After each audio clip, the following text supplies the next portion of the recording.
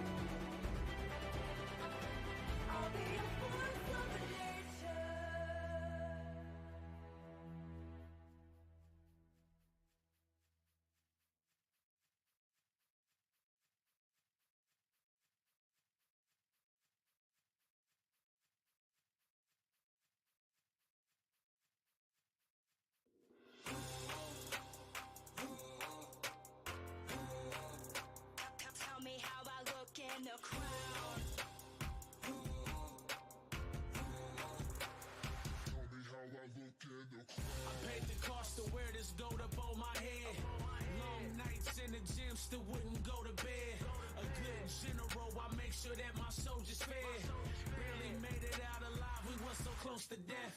So you don't pose no threat, walking in some chosen steps. When you build the muscle up, that's when you're supposed to flex. Play my cards like a pro in a poker bet. Therefore you shall respect that.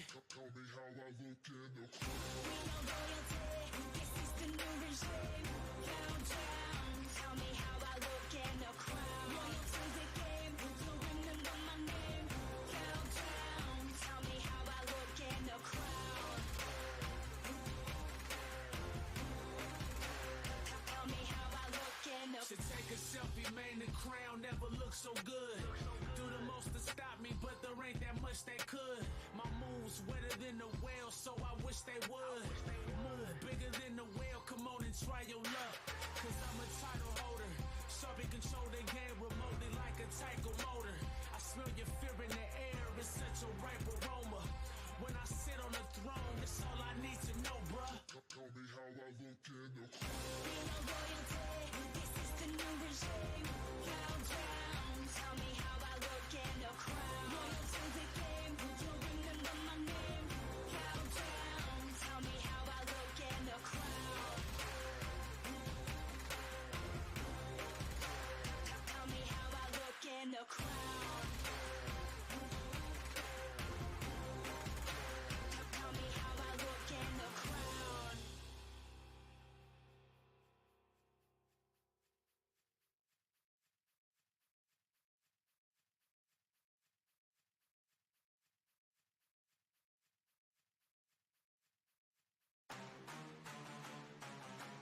Hey, going, yeah, where we going? To the top, yeah. Y'all ready? We hit a bar, yeah. Where we going? To the top, we hit a bar, until we drop. Already won, I want the spot. Eyes on the target, they can't pop.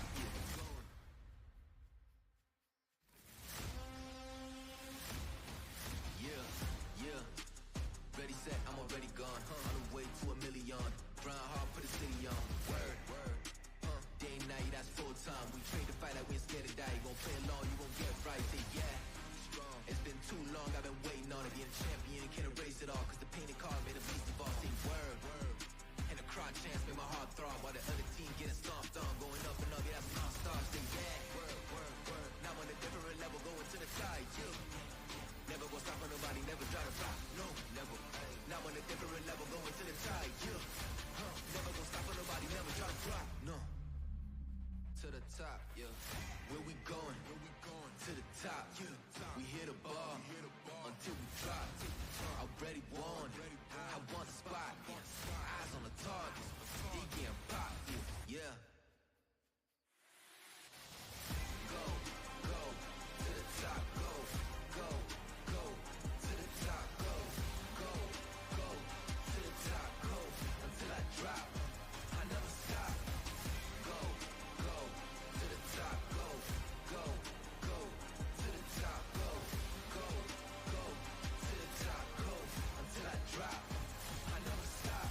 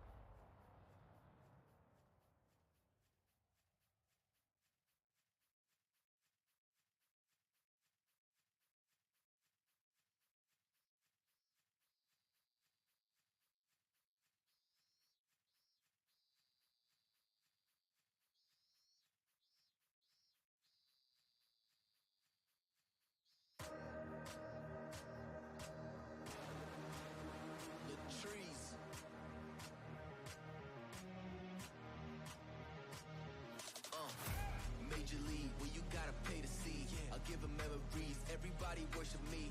100 degrees, the closer you get to the peak. We on a winning streak, game time, follow me. We don't check the rules, no we break them. We can't be stopped, no limitation. Yeah, one too many times they try to bait me, and I turned it around and made it 18.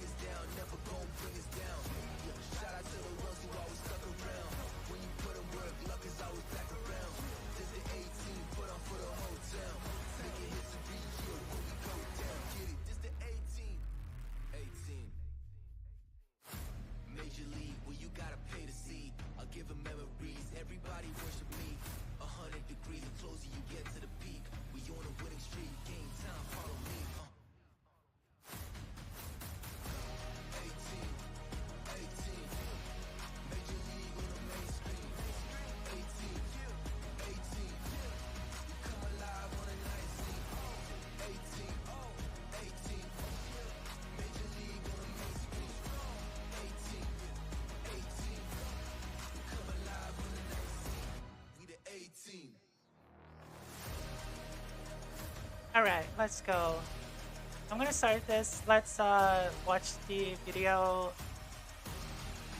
and then do the Photoshop thingies. I was just talking with a friend because it's a half Brazilian friend, and I was trying to plan like a combo with her about what it's like to be, of a mixed Brazilian family living on North America. So yeah, it would be a pretty fun conversation. But anyways, let's go. Let's watch this.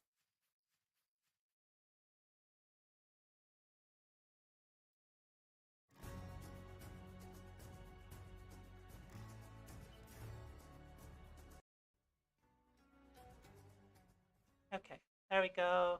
Hey, I'm a cat today because I haven't finished my VTube, my VTuber. So, and since it takes a long time, like it's a lot of effort. So I'm just gonna use this cute little avatar for now. It's the free one too. So yeah, you know, it is what it is. Anyways, the video that I wanted to watch was this one by Will on his channel. I saw someone posting it on Twitter, like her tweeting on Twitter, and it seemed like a fun little video. So yeah, let's see what he has for us. Let me see if the audio is too. There we go. Typically, when describing the online political space that we inhabit together, there is an analogy made about the relationships between streamers. They say that our relationship to each other are very similar to that of our solar system. There are certain content creators that are massive in size compared to the average. They might be 1% or less of the entire creator space, Tafta but just capture upwards of chipped her 90% of the audience. Smaller creators who are trying to break into the space sometimes find it best to try to collaborate with bigger creators in the same genre to try and grow their own audience. They fall into orbit around these larger content creators, and thus are often dubbed orbiters. As an orbiter, a lot of your success is tied to staying in the good graces of the creator you are now orbiting, due to your dependence on their audience, until one day, you have enough fans to create your own orbiters. But as of late, I found using a celestial model to describe the relationships between content creators to be limiting. By the way, I'm watching this because I want to figure out a way to be a good I want to figure out a way to be a good streamer. So let's see if he has any intel that will actually catapult us into massive success. I started wondering if there was something here on Earth that I could use to mirror the relationships more accurately. Something I could use to perhaps predict my own way to the top, or warn me about the potential pitfalls I should avoid. I began to start mapping out the relationships between the many streamers I follow, and what began to form was different than what I had expected. The relationships began to look a lot more feudal. What the hell? That's the Shaylin drawing, right? It's so weird.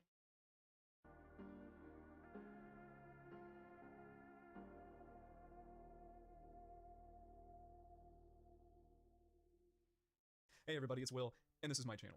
Now, I'm not one to reinvent the wheel, so if I'm going to try to get you to change your perspective from the typically accepted planet-orbiter relationship to my new theory of there being a feudalistic hierarchy to online pull, there must be a good reason. And of course there is, to me, baby. I think that I can show how streamers interact with each other more accurately than ever, and with this elucidation, I can use it to potentially explain how some content creators get their audience. Or at the very least, I can tell you a fun story. Gather round so that I may tell you the tale of the three kingdoms of online politics. Three monarchies with the largest shared audiences and influence, minus a few that I want to quickly talk about now. People like Hassan the Hun, who moved his entire kingdom to an island far away from what we would normally call online pull. He sold the Wait, Hassan the Hun? It makes so much sense if you think about it. of his friendship to the devil and made a split from the ancient Daliban lands to move Joking, by overseas the to a way. place where he could grow a massive normie audience, distinctly separate from the area of online pull I want to focus on today. So we will skip content creators like him. There are online media outlets like The Daily Wire, The Majority Report, Piers Morgan, The Young Turks, even people like David Pakman, who have their own completely different environment that they have to navigate, being content creators catering to a more mainstream audience. Wait. Piers Morgan. Is he considered a streamer?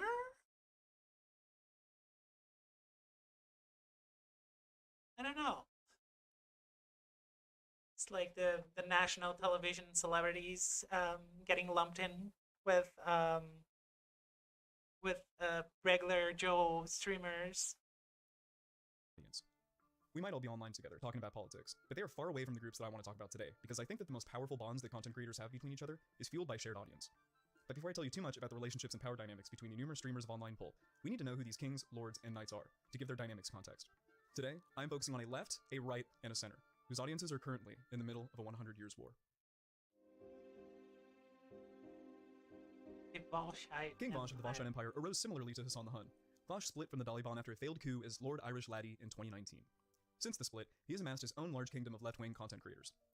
Lord Avalon, after seeing the holy light of the left, made a transition that is still proving difficult, but his place in Vosh's fiefdom was made solid when Vosh humanized him in a debate, while he was getting massive flack during his transition from the right to the left. Lord Slanderhall, the purveyor of Purge, has been a close friend and fierce ally of the Voshite Empire since the very beginning. He is perhaps one of Vosh's oldest lords. The demon, first spawned in early 2020, has risen in popularity over the years and is well known for her trans, supply chain, and education takes. She has since been courted and defended by King Vosh on even some of her most outrageous opinions. Many lords and knights from the Daliban have attempted to exorcise the demon. Exalted Knight of the Daliban, Hans of Harkir was perhaps the closest. Lady Keffels, the conqueror of Kiwi farms, has been at war with many other kingdoms, but none caught the same fire and attention as her frequent scuffles with the Daliban. There's currently a ceasefire between Lady Keffels and the Daliban due to threat of legal decree from its monarchical leader, King Stephen. Many charity projects that she has set up over the years have been fueled by donations from the Voshites. There's Yeah, she's also. Hey, thanks for the subscribe. Did I fucking hide the Where's the alert? I think I forgot to put the alert. Hold on, let me check. The alert. Where is the alert? Studio mode. Let me see. I'm a very bad streamer, okay? So just bear with me. I didn't copy the alert to the browsing thingy. There we go. Okay, I should be able to see it now.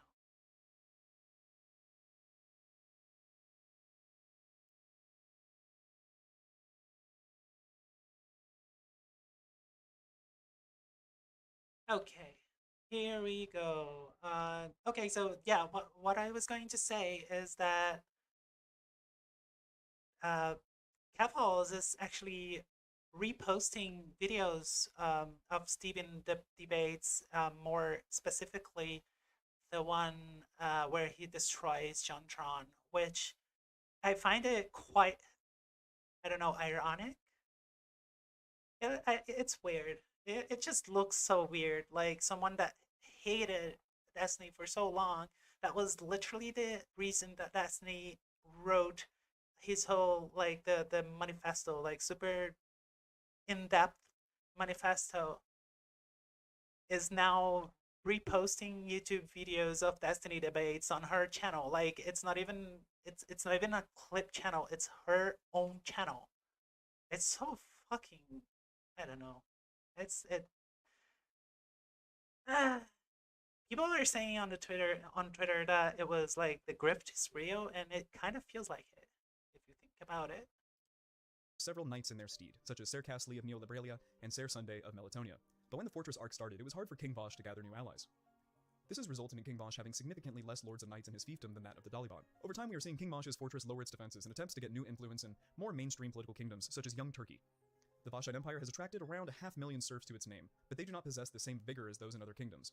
The amount of serfs in this kingdom has also remained fairly stagnant the past few years, and this probably speaks to King Vosh's inability to entice other more middle-of-the-road knights and serfs to his cause.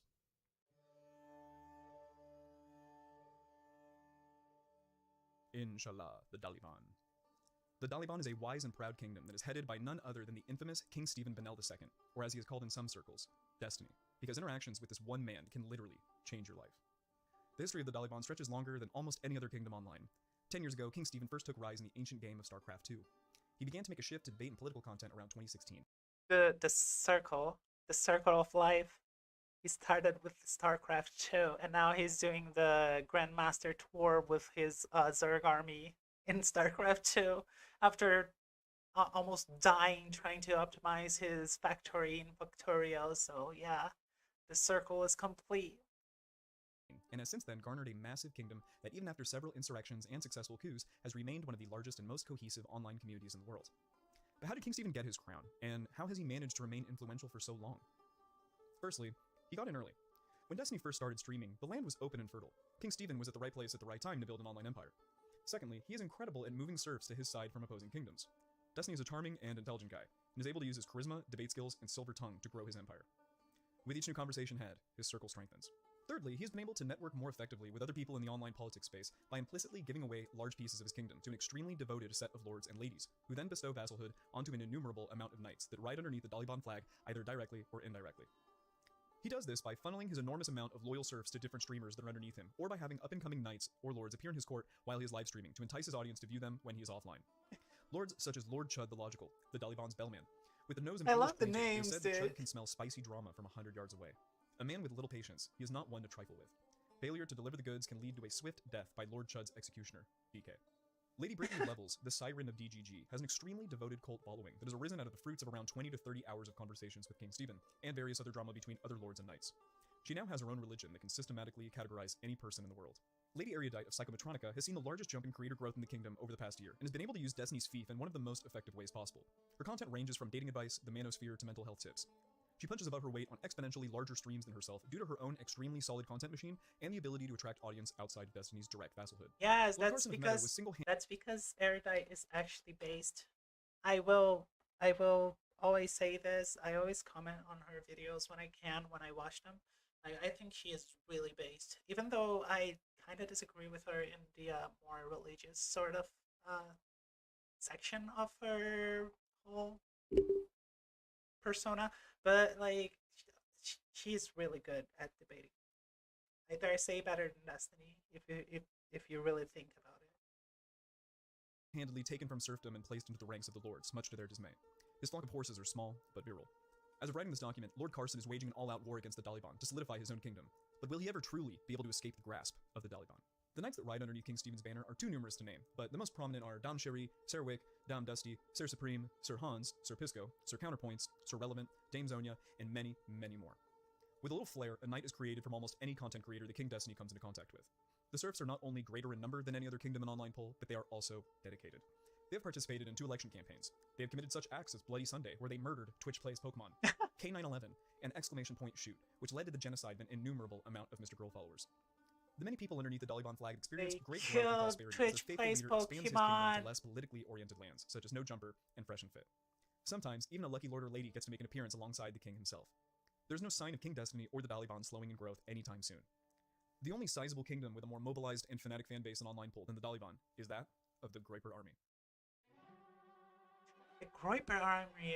Alright, I Nick Fuentes forgot went from about being a that. user serf Hold on, let me just grab something on the living room because I forgot.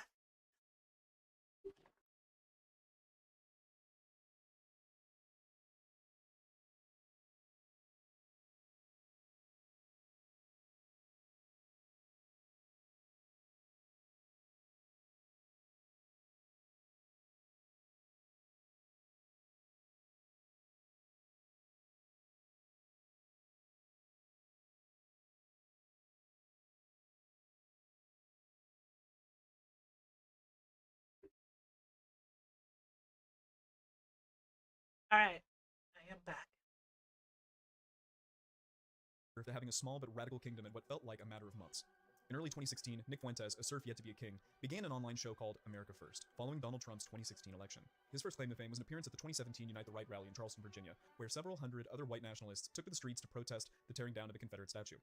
That was the same rally, if you'll remember, that ended with an extremist right-winger driving his Dodge Challenger through a crowd of people that resulted in 1 person being killed and 35 people being injured. Sadly, this was not the last time we would hear about the alt-right or Nick Fuentes. For the next several years, Fuentes gathered a small legion of radicals by streaming regularly on YouTube, as well as making frequent visits to college campuses. In January of 2020, Fuentes was banished from YouTube for violating their hate speech policy and left for redder path. Nick Fuentes should be called the vassal of Ye in this in this video. I still don't fucking believe that that interaction actually existed and I was alive for it. It's so weird. Pastures.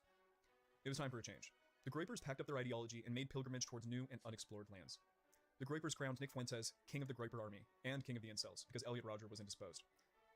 King Nick, in collaboration with Conspiracy Merlin Alex Jones, set up their own live streaming service to compete with Twitch and YouTube called Cozy TV, where they could Wait, what? What did he call Alex Jones? Fuentes King of the Groyper Army and King of the Incels because Elliot Rodger was indisposed. King Nick, in collaboration with Conspiracy Merlin Alex Jones, Conspiracy Merlin. set up their own live streaming Okay, service to compete with good, Twitch and good. I YouTube love called the Cozy names, TV, dude. where they could stream regularly I'm without the loving fear of this. being removed from the internet. In February of 2020, the Groyper Army held their first annual America First Political Action Conference, which was an abject failure. The budget was low and the speakers bottom of the barrel, but that didn't stop them from trying again the following year. Far-right extremism was reaching a boiling point, and King Nick was positioning himself to spread his influence and gain ground for his kingdom. A month after the attacks on the Capitol, King Nick received a sizable amount of gold in the form of $250,000 in Bitcoin from a French computer programmer, who mysteriously committed suicide shortly thereafter. With some dollars in the coffer, AFPAC 2021 was held at the Hilton Hotel in Orlando, Florida, a month after the insurrection. The production value increased dramatically. There were more speakers, and they were less on the fringes of the alt-right than before. King Nick was gaining ground and feeling more confident, and who could blame him? I mean, a month earlier, the alt-right was trying to hang Mike Pence for certifying the 2020 election. Extremism in America was blooming in a way that most Americans didn't think was possible, and King Nick and his nefarious band of Groypers were loving every second of it. While the internet was laughing, the Groyper Army was networking. The 2022 AFPAC convention. The Hilton refused to host the Groypers again, so they moved the conference literally across the street to a nearby Marriott. The conference was sponsored by the up-and-coming social media platform Gab. They had many influential speakers from the alt-right, as well as 4 elected Oh my god. I have so much hatred, not hatred, but despise. Despise is the word. I fucking despise Gab. Like, I have had interactions on Twitter with the creator of Gab that I don't even remember his name, just because he is a word searching lunatic.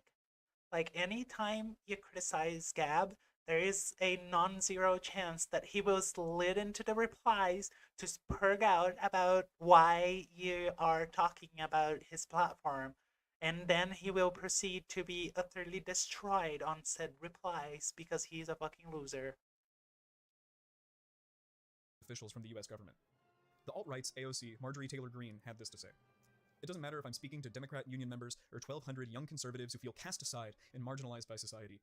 The Pharisees of the Republican Party may attack me for being willing to break barriers and speak to a lost generation of young people who are desperate for love and leadership. Right. In addition to elected officials, the conference also hosted a variety of far-right media personalities, including Gavin McInnes, Jesse Lee Peterson, and Milo Yiannopoulos. Fuentes claimed The Piss Lord. Gavin the Piss Lord. that Yiannopoulos was responsible for connecting him with Representative Marjorie Taylor Greene.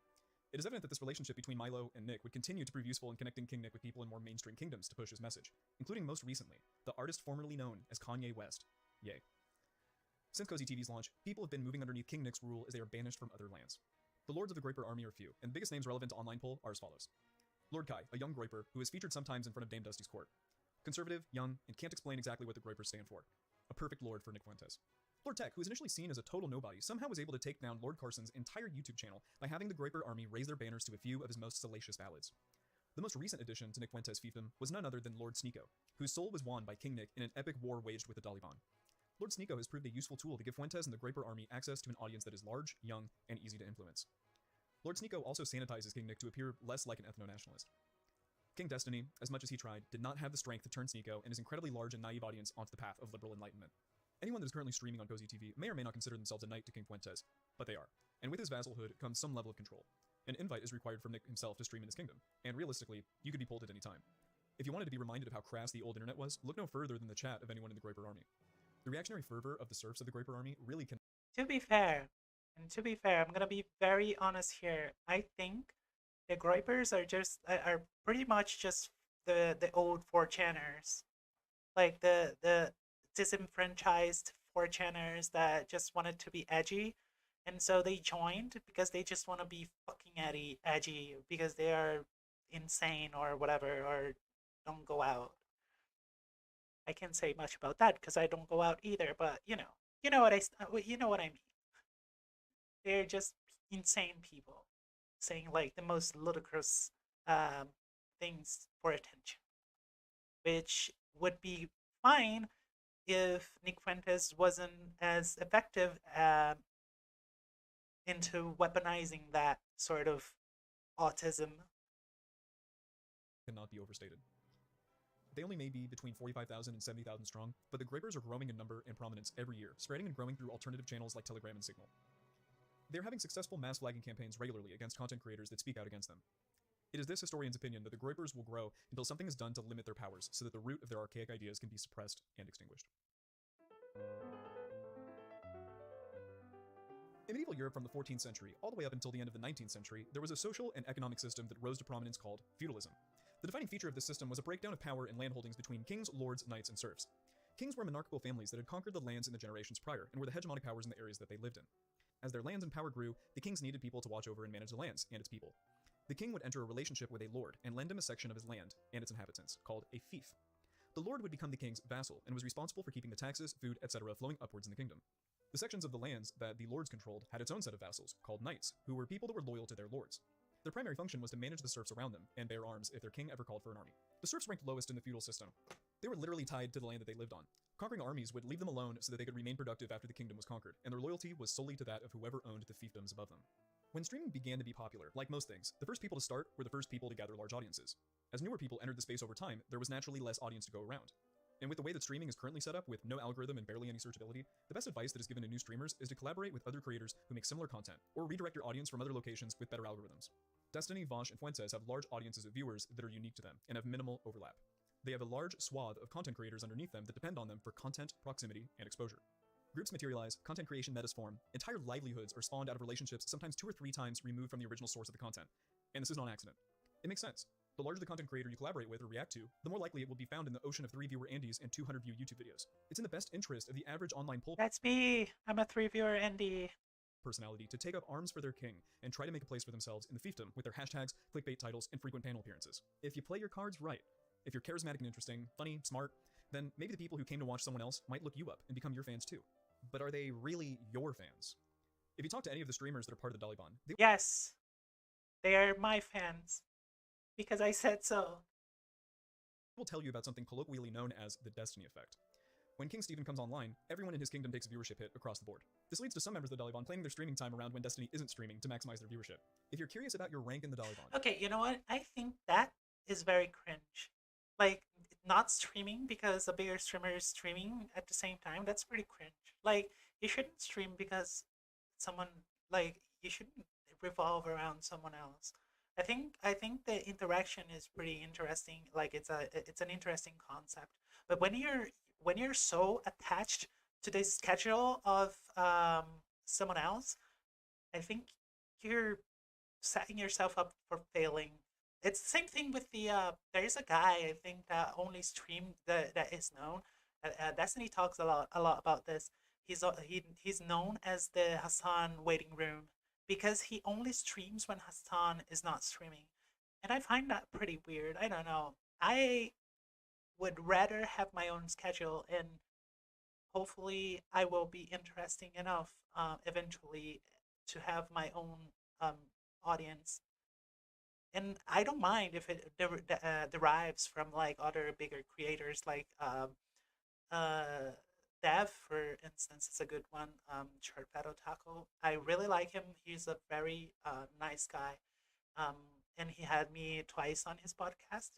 And obviously, people will that come here will come from other streamers because they are bigger. But that doesn't mean that I have a relationship with them in that way, if that makes sense. Like it sounds cringe to me to like do that. I don't know. see how much audience you retain when the rest of the monarchy goes live. If you're curious about who you're beholden to, look to where your audience goes when they aren't watching you.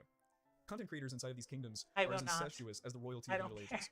People all across the hierarchy and from other kingdoms cover and react to each other's content, which drives viewership back and forth between the players involved. In the Dolly Bond, Destiny and his lords can trickle the viewers in their fiefdom upward at almost any given moment by calling them to court.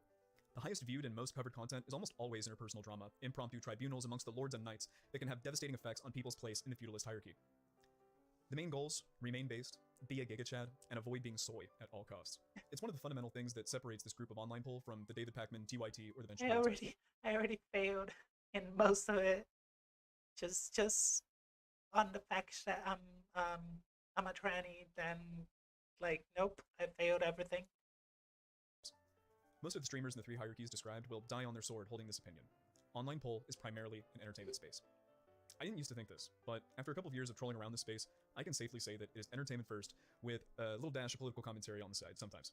Is it any one person's fault that the dynamics between the characters in these kingdoms make most reality shows look like scripted trash? I don't think so. This is a viewer-based economy. The meta is presently monarchical, and to make a living, you too must woo the serfs of the kingdom. Perhaps a different way to view this feudalist hierarchy is a space that at its backbone is powered by various Venn diagrams of shared audiences, and your king intersects all of them. I don't elucidate this to you to discourage you from attempting to gain the court of a content king or lord. It can unmistakably be a life-changing event for a content creator. But heed this warning. Hassan, Vosh, Bob7, Anna, Melina, Relevant, Villa Burns, Not So Erudite, Brittany Simon, Lav, Hawes. The list could fill a Bible with people Destiny has given either prosperity or the guillotine. One of the most recent and explosive examples of this dynamic is that of Mr. Girl, a serf-turned-lord now waging war with the Daliban to establish himself as the king of his own castle. Mr. Girl has been a content creator for a long time, but he skyrocketed from humble serf to wealthy lord in what felt like a matter of months, all thanks to one particular date with Destiny. In December of 2020, Mr. Girl began his live streaming career after having 2 successful conversations with King Stephen and 1 unsuccessful conversation with King Posh. A vassalhood was implicitly extended to Mr. Girl, and Lord Carson became King Destiny's friend and loyal Daliban flag carrier for the following year. When Lord Carson began his streaming career, he was on Twitch, and his audience was a mix of largely Daliban serfs as well as a sect of his own fanbase that he'd accumulated from creating provocative and thought-provoking YouTube essays. Over time, the Daliban foot soldiers, intrigued by Mr. Girl's strange but comprehensive worldview, began to follow Lord Carson, and became indistinguishable from his original fans. This new fanbase, dedicated specifically to Lord Carson, were ordained as his horses. Several loyal foot soldiers formed organically, such as Elder Drazi, Smeth, and many more. Mr. Girl only intentionally knighting one person, much to his followers' chagrin, Lavloon, now attempting to make a comeback as the Dark Witch Femoid. Too small to see at the time, a small ember began to glow on Lord Carson's bridge to King Stephen. Mr. Girl is a polarizing man, and over time he found it harder and harder to stake it out in the lands of the other lords and knights. He was banned from Twitch, and later had his YouTube channel deleted after a mass flagging campaign from Lord Tech of the Groiper Army. The rift widened between Lord Carson and King Stephen. Destiny was on a diplomacy campaign attempting to wine and dine King Nick. Lord Carson thought he was inadvertently sanitizing the Groiper Army's beliefs to the Daliban Empire. Lord Carson attempted to voice some concerns that he had with the serfs of the Daliban, as well as King Destiny himself. He did this on the public forum known as the Destiny subreddit. Lord Carson and the horses began to flood the square. Before long, one of Destiny's squires named Forethought banned Lord Carson from speaking on the subreddit, and a decree was made that gave members of the Daliban permission to murder horses perusing the subreddit on site in a massacre known as !shoot. When the dust settled, King Stephen offered to reinstate Lord Carson's place on the subreddit, but Mr. Girl refused to take a podium constructed from the glue of his horses. Lord Carson was presented with a hard choice. He was at a fork in the road, and on one side was more of the same, paving his path deeper and deeper into Daliban territory. The other, a path of independence, required him to give up his vassalhood to the person that had given him his entire streaming career, and potentially. To be fair, Mr. Girl is the kind of person that kind of tied his own news with the whole cuties thing and like all the almost in like nearly indefensible positions that he tried to defend. Because I think he has this sort of attempt to introspect everything, and most people can't really relate to things like that, so it ends up backfiring. But yeah, the cuties thing is pretty weird. I really don't understand why he did it, but it surely got him popular. So I wouldn't attribute his success only to Destiny. Maybe in the debatosphere he became popular because of Destiny, but I don't think that was the sole reason that he became a known person online. Actually ending his friendship. Lord Carson decided. In fact, my opinion is Destiny helped sanitize a lot of his feels, because he tried to make it more palatable to his audience, whatever Mr. Girl said, in a way that you can like hear, listen to, and actually understand where he's coming from. To publicly make a split from the Daliban Empire and has been waging war against King Stephen and his large array of lords and knights ever since, stemming from an upcoming decree coming on possible infidelities that King Stephen might partake in surrounding his vassals, set to arrive about a month from now. Maybe. If a huge content creator lends someone their audience to create their entire career, can they take it away just as easily? Destiny objectively granted Mr. Girl an enormous boost in audience following just a few short interviews, but those were not yet Mr. Girl's fans, they were King Stephen's. It wasn't until Mr. Girl proved himself as someone as interesting and as provocative as King Stephen that he was able to get an audience that was distinctly separate from the other 800,000 members of the Daliban. The pattern that I'm seeing is that while you may find quick success inside of a kingdom, such as the Vashite Empire, the Daliban, or the Groiper Army, it is up to the individual to do something so that you aren't someone's 4th or 5th choice in their respective hierarchy. Okay, Lord Carson and Lady Erudite are 2 people in my mind that have been on 2 opposite ends of the content grind, and both have seen levels of success that is greater than that of the average vassal of the Daliban. While I could end this video coping about how it's all because of Destiny's magic touch or something, it's actually their magic touch that is helping them retain their own unique audiences over time, while making use of the kingdoms they reside in. The smaller microcosm of this effect revolves around smaller content creators like yours truly, and Sick, Serf and Knight of Chud Logic's court. I can safely say that I share a substantial amount of shared audience with Chud Logic. I think Sick would agree as well. With Chud's help, my first major release soared to being the most viewed video on my channel, putting it in front of the eyes of thousands, which trickled down to me doubling my sub count. His negative praise also had an equaling damaging effect in the eyes of our shared audience, and thus, at least for now, my viewers. Evident by the Extreme Daddy Festo Part 2, a less good video, mind you, but still a decent effort, sits closer to my average view count. Quality and relevancy appear to be the most important things you need to gain the court of a king or lord. When Sick released his Lavloon manifesto at the peak of Lavloon-related drama, the same day that she compared Destiny to Harvey Weinstein, it was the perfect opportunity to make a huge splash. The quality of the video is pretty terrible, but the info was amazing, and the relevancy at the time just out of this world. Sick got it in front of the eyes of Lord Chud, and eventually, King Stephen. The Daliban Kingdom has since exploded his video to over 90,000 views, and has solidified Sick Unchained as a 30-viewer Andy, and one of the freshest, new up-and-coming knights of the Daliban Kingdom. Sick has also been consistent on the content grind since release, improving each week, taking lessons from our lord, Chud Logic. A formula appears to be forming if you want to try and take advantage of a larger content creator to expand your growth. 1. Create a piece of content or discourse that is high quality or relevant.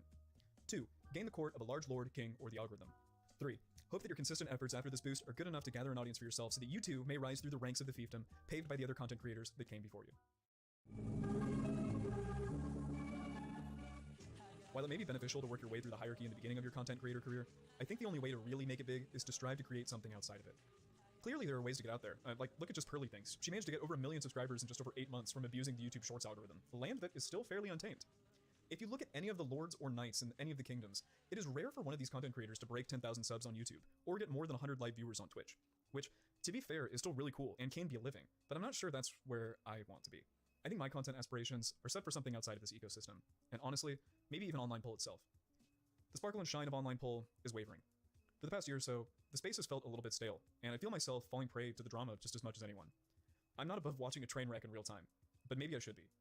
Over the past year, the most interesting people in this space have been those that associated with the kingdoms the least. The freshest injections into the space are when more mainstream pundits enter, like Brianna Wu or Adam22. How many times can we watch Vosh debate the etymology of water, Destiny play Autism Simulator, or see the N-word typed into Nick Fuentes' live chat before we ask ourselves, what the fuck are we even doing here? It's my observation that unless you absolutely love the way the online politics is currently set up, unless you are currently making money off of the online poll meta you find yourself in, unless you find the communities to be more engaging than anything else available to you, make sure that you first and foremost are happy and really want to be there.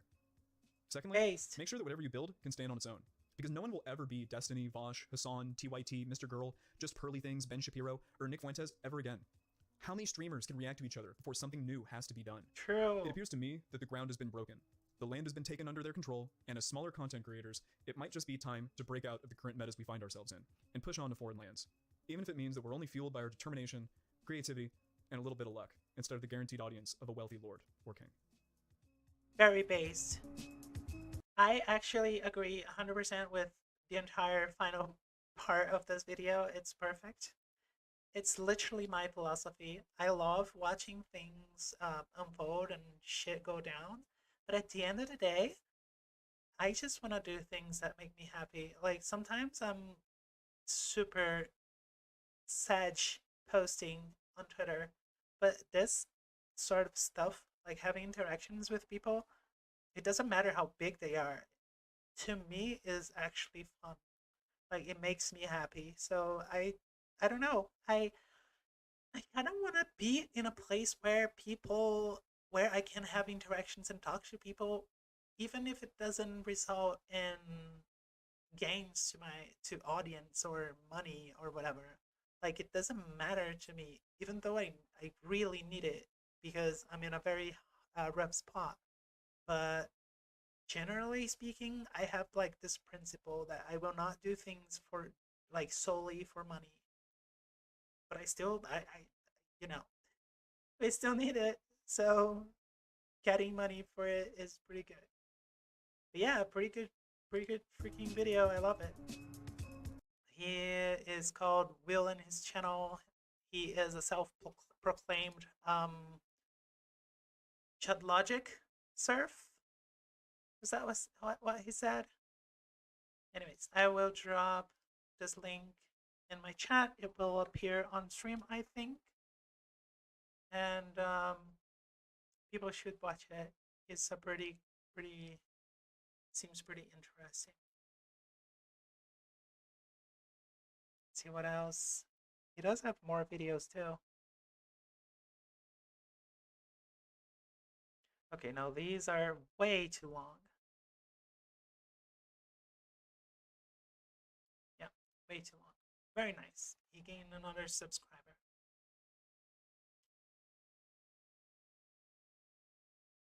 Let's see what else is happening here real quick before I start with the painting exercises, which I was doing yesterday and I didn't finish. So, I mean, I finished, but I messed up the sphere. So I need to do the sphere today.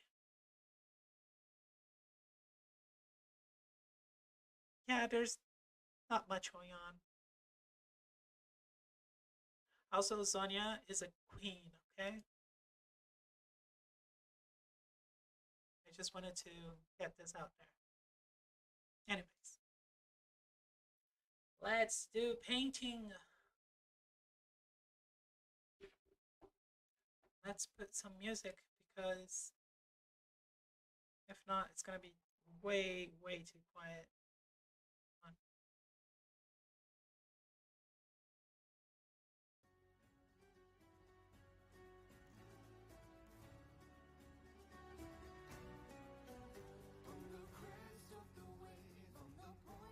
Okay, so what I do need to do is fix this sphere because this sphere is actually super wrong. Like I made the shadow just the completely wrong position. So I really do need to fix it.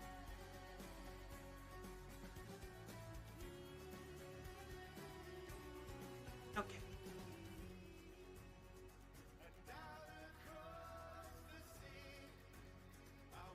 So, if the light is coming from this direction, where is my other?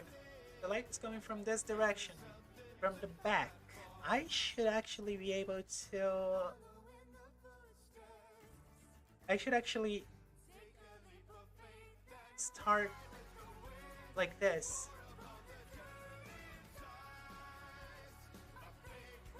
This is where the shadow should be, the main shadow.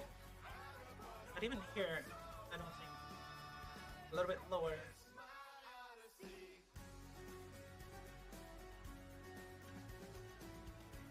you should absolutely follow the curvature of this.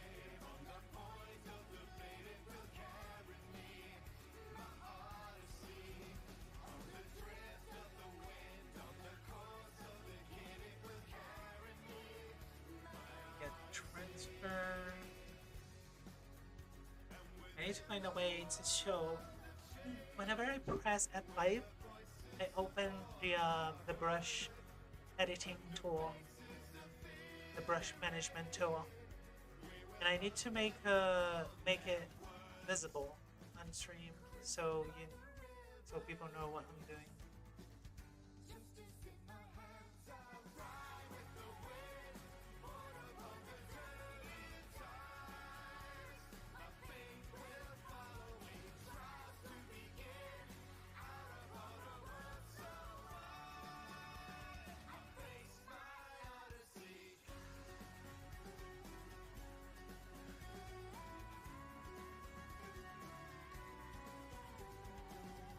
Yeah, this would be it.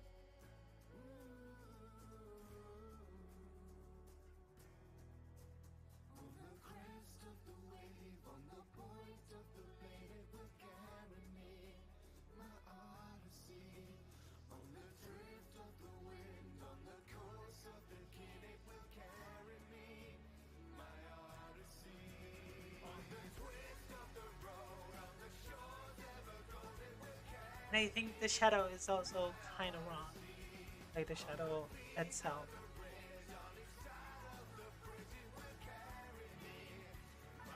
But yeah, this looks so much better already.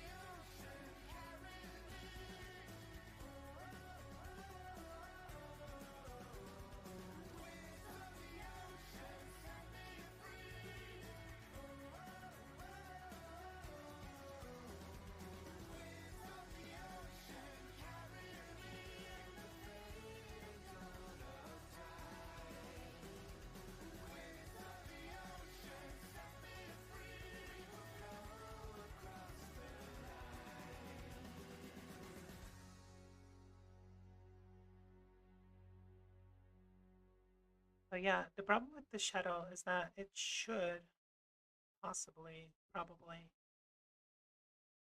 be way out here.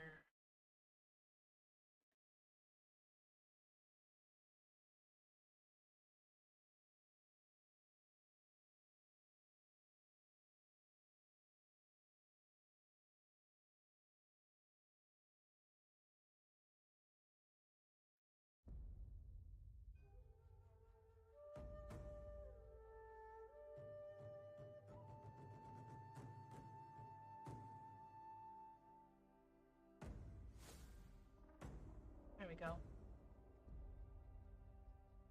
So this is why the ball was looking so goofy. I messed up the orientation of the shadow.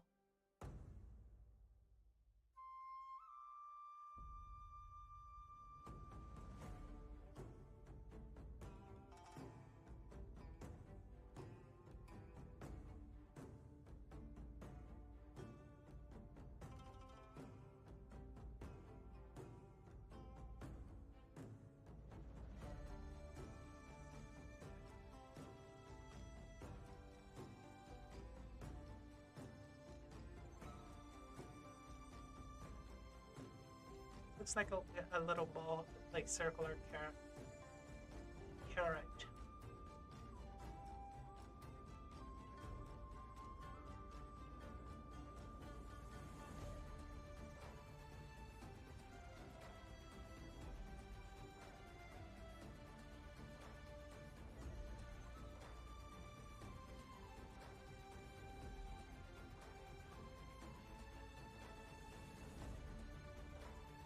I wonder if I should actually extend the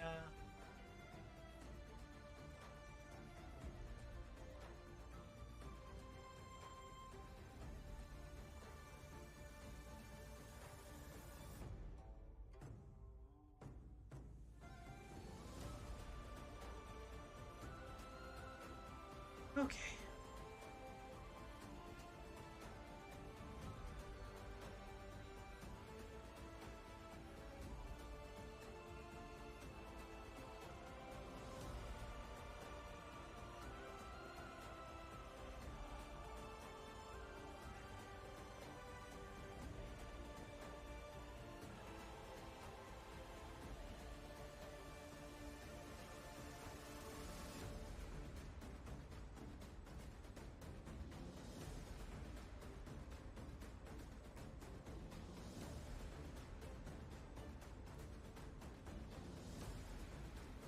This should be it without overblending and whatnot. I think this should be about it. I don't want to waste too much time doing this one because I want to do the soft edge exercises that, in my opinion, will be much more fun.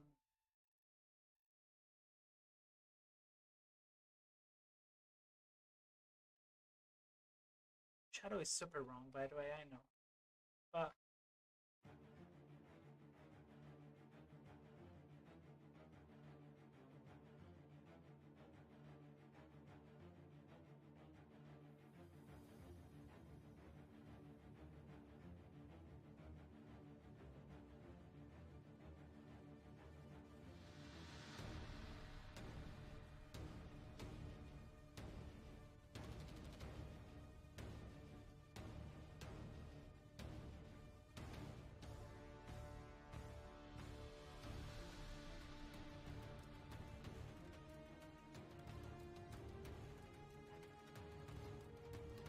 hey,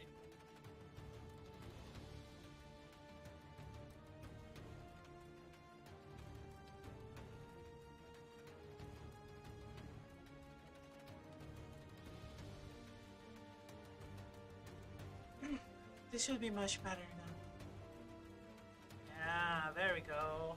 Not too bad, not too bad. Okay. I'm gonna save this. I'm gonna make a new one so we can start practicing the smooth edges.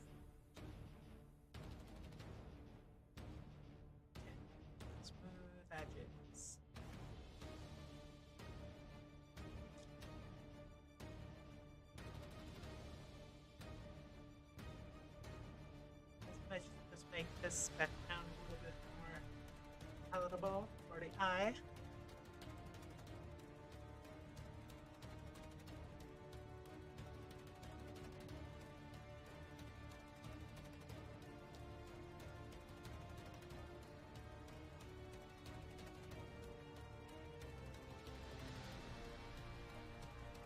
Interesting.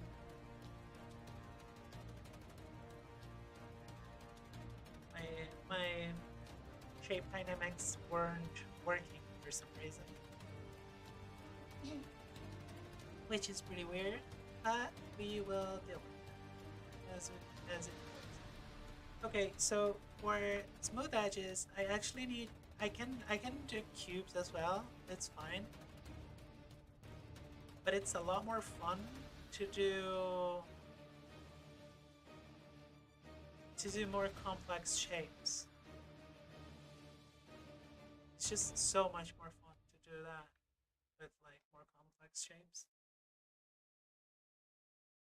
Dude, this is so freaking wonky.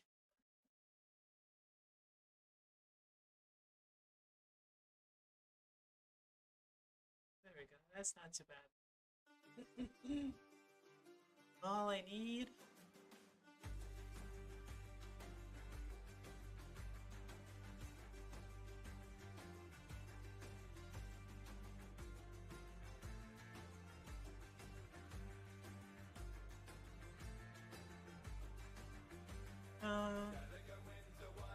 What other shapes should I use?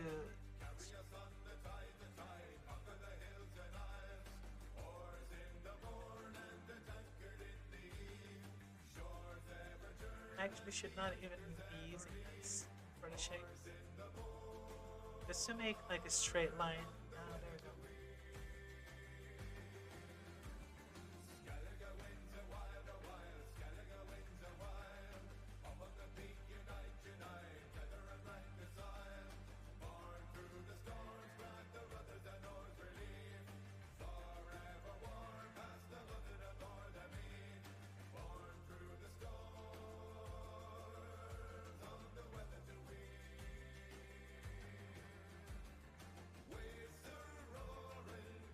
Lightning.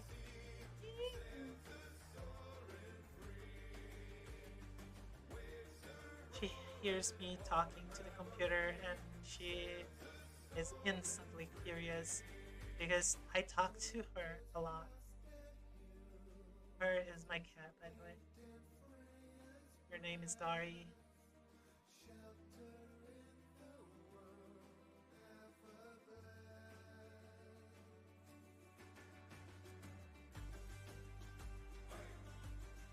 Okay, this is probably an interesting shape. There's blue edges.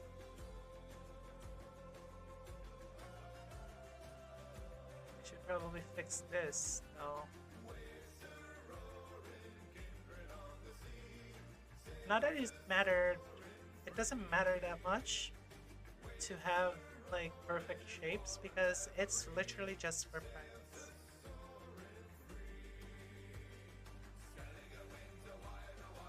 Alright, let's do a triangle or a little pyramid.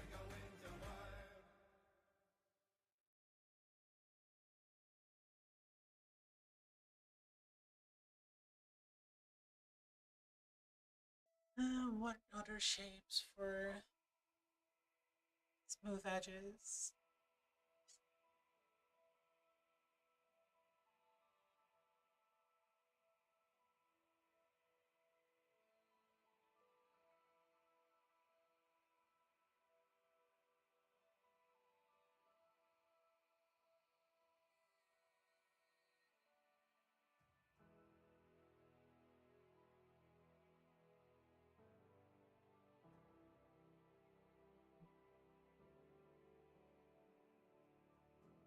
I just need one more. Come on, brain.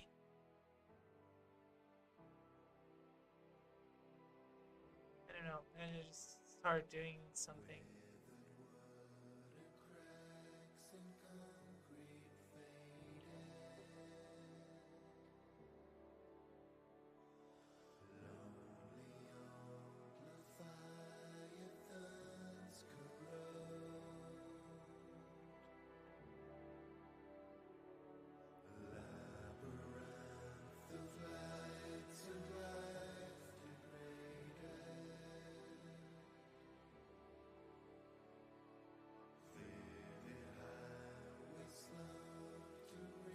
just making whatever here.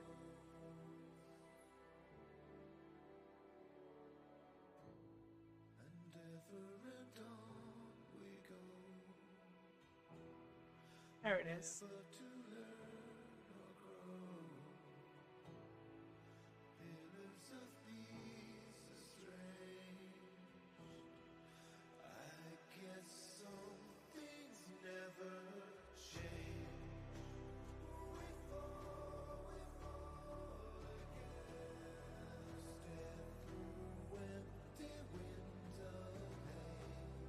Anyways, let's make a smooth cube.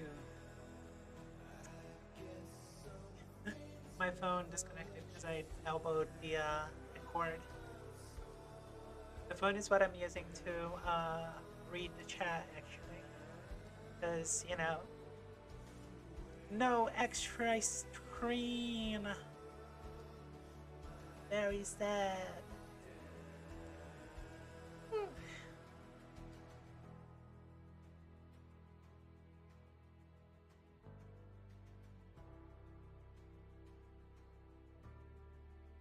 Okay, sorry, I was just adding transfer back on.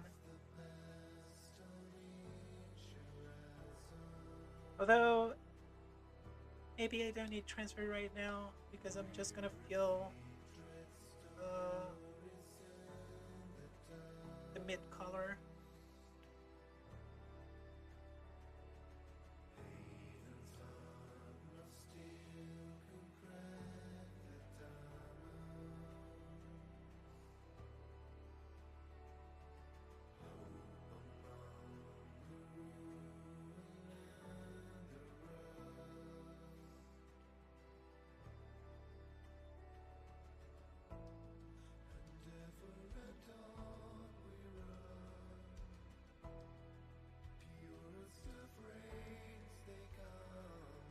Oh my god, are you kidding me that I hit that corner?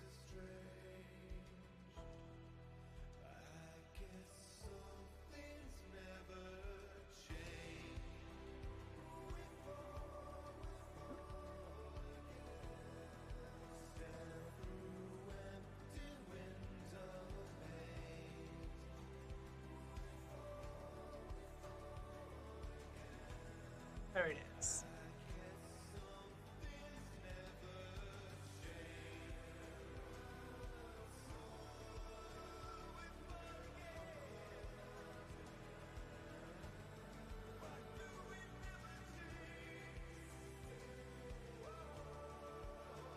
Sublayer.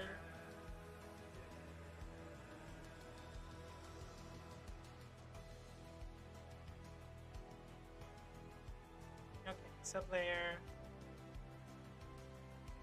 I'm gonna do probably the sky.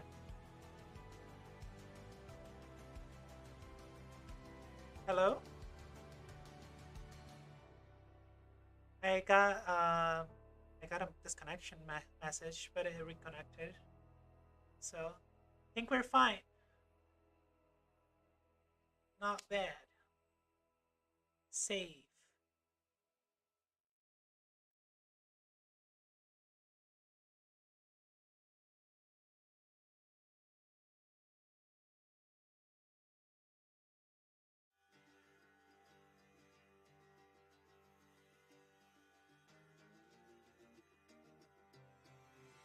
Okay, smooth edge, smooth edge.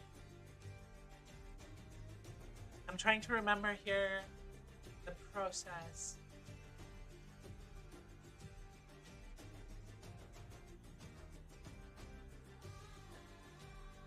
I think for this particular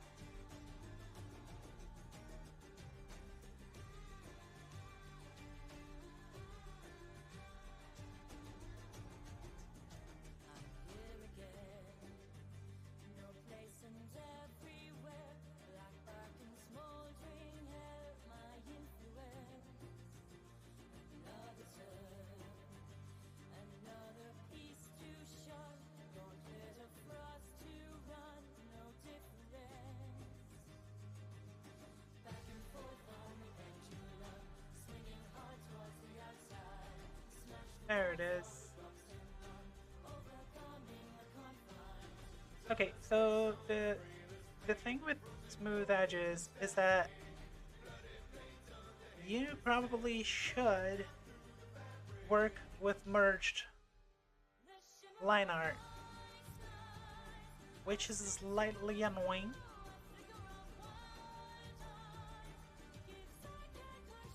But it works best.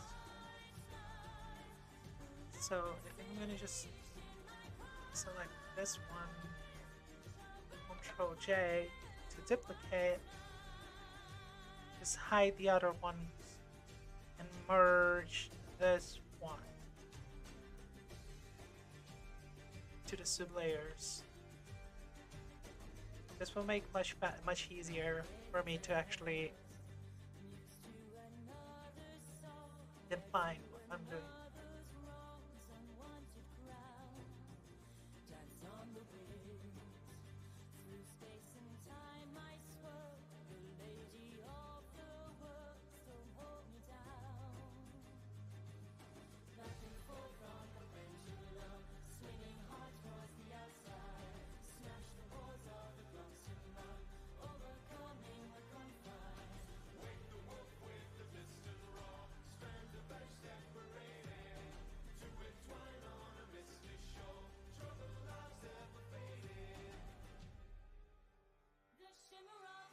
Okay.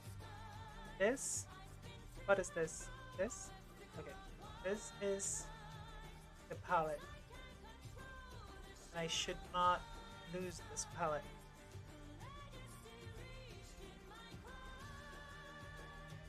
It is very possible that this shadow tone won't work, but I'm gonna keep going with it and I'll see what happens.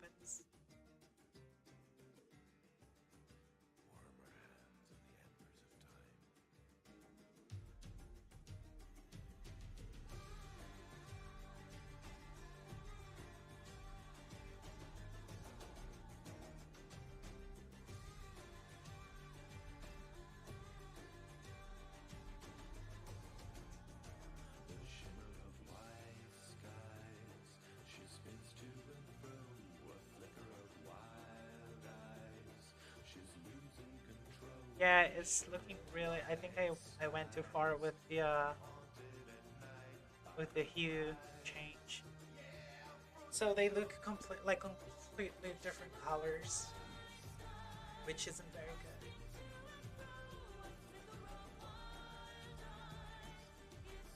Like the hue adjustment is very minimal. This should be much better.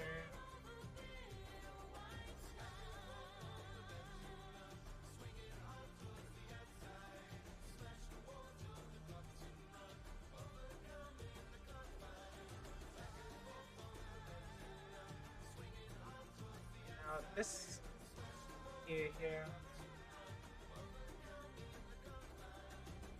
this one kind of works. I just think it needs to be a little bit lighter. Yes, there we go. Okay.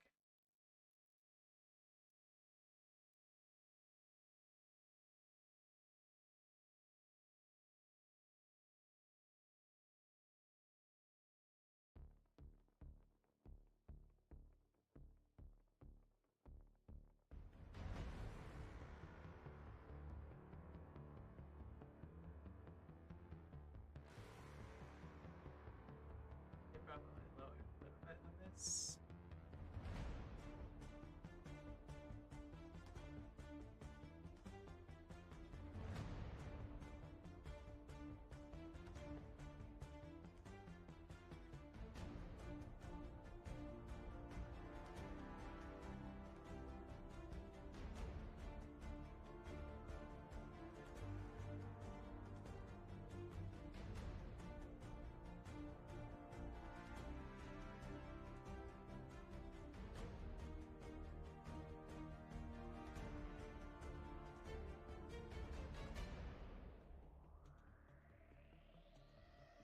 Okay, there we go. That's an edge.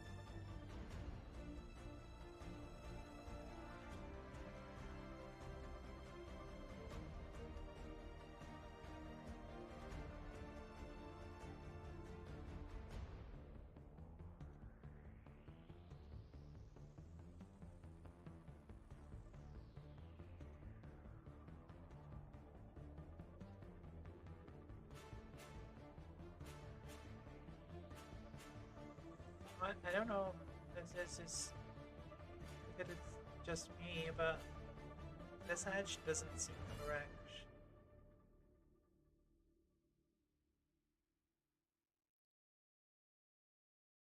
Yeah, there it is. Now it looks much better, generally speaking. Won't be perfect because, you know, practice.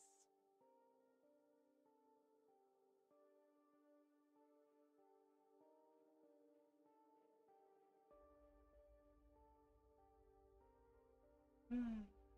Okay, so. Oops. That's the wrong layer.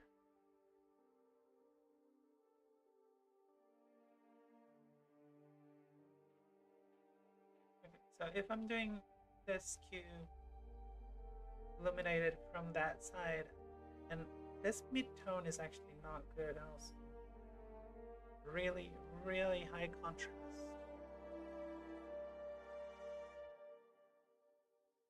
There we go. It needs to be like this, I think.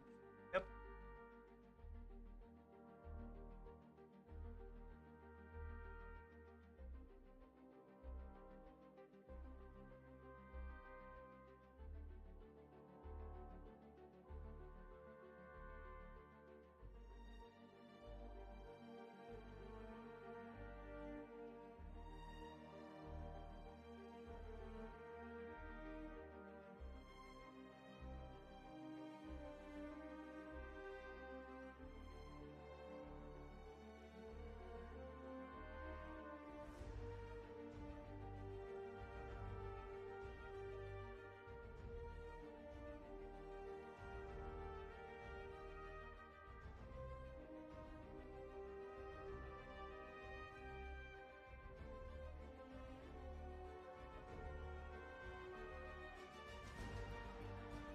I actually find smooth edges much easier than straight edges.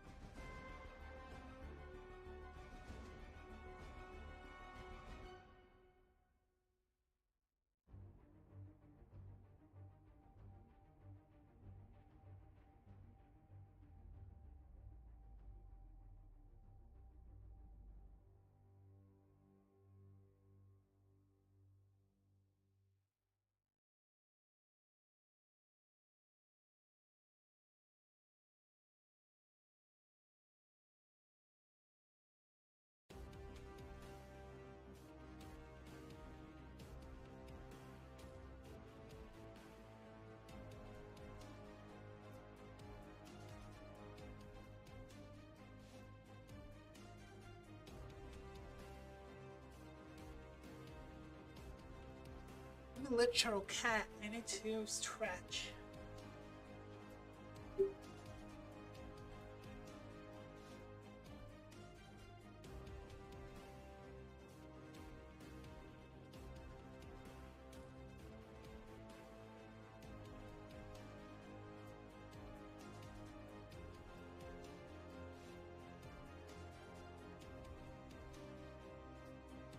Alright, this one looks good. I can actually hide this part. Just not use it at all. Oop. Deleted the wrong layer. There we go.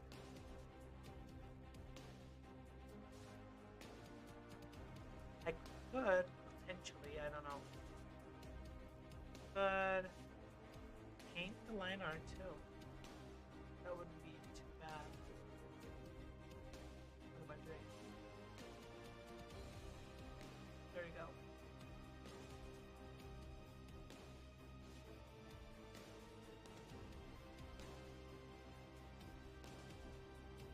Nah, never mind. The line art doesn't work anymore. It's a guide to nothing.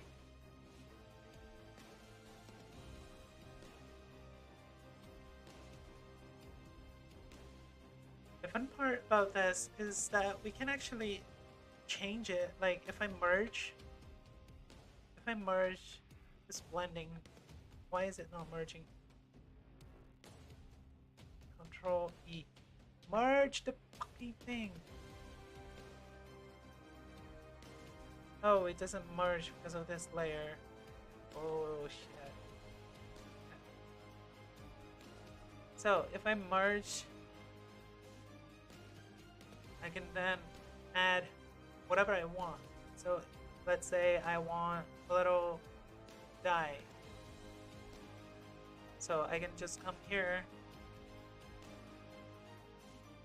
and draw what I want to add.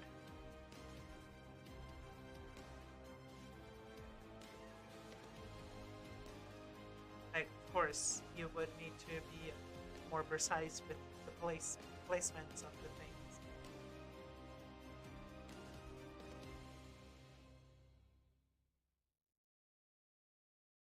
And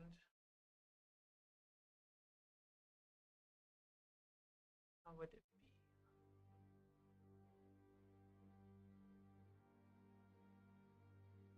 How would it be the lighting inside this hole?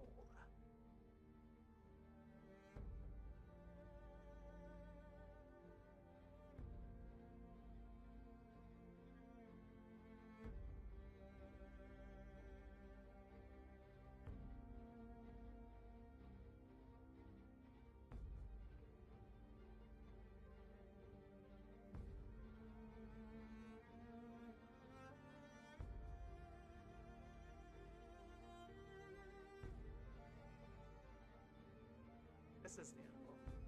This is the angle, I think.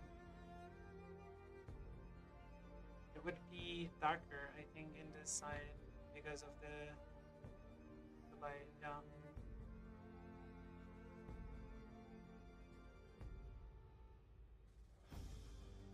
But I guess you can see what I mean. You can literally just paint whatever you want over this. You can do like corner things and textures.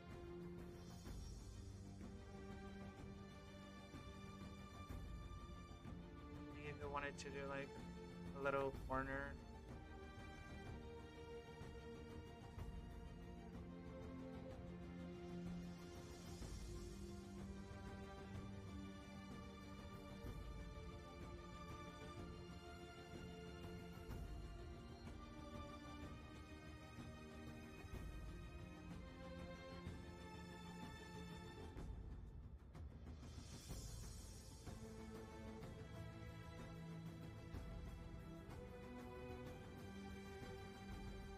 Like a little broken corner you could go for.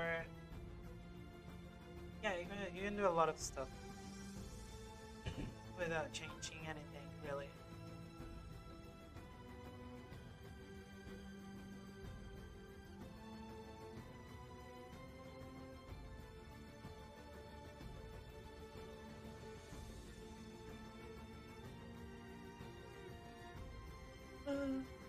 We never gonna do this. Let's do a more complex shape now.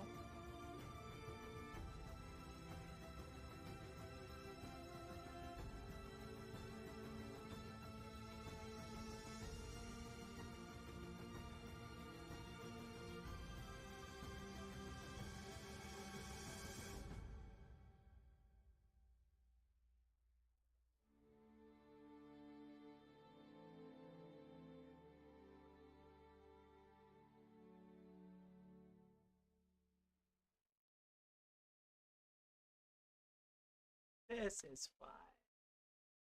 My freaking thing. Opacity.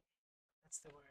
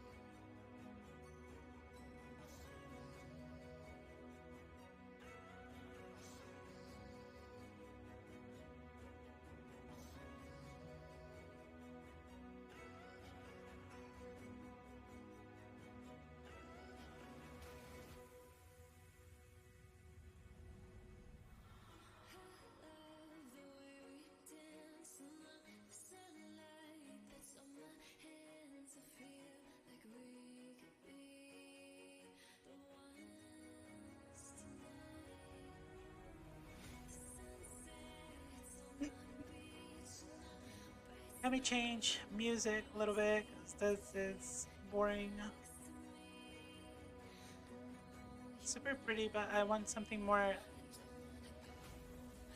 with more, I don't know, more animated, more enthusiastic, maybe.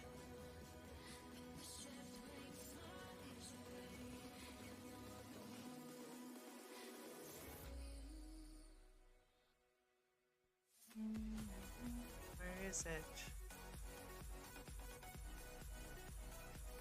These are okay. This.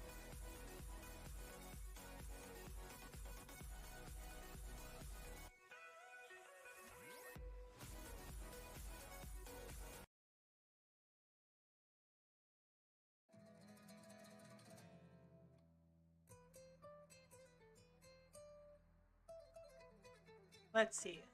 That's the EDM station of Pretzel.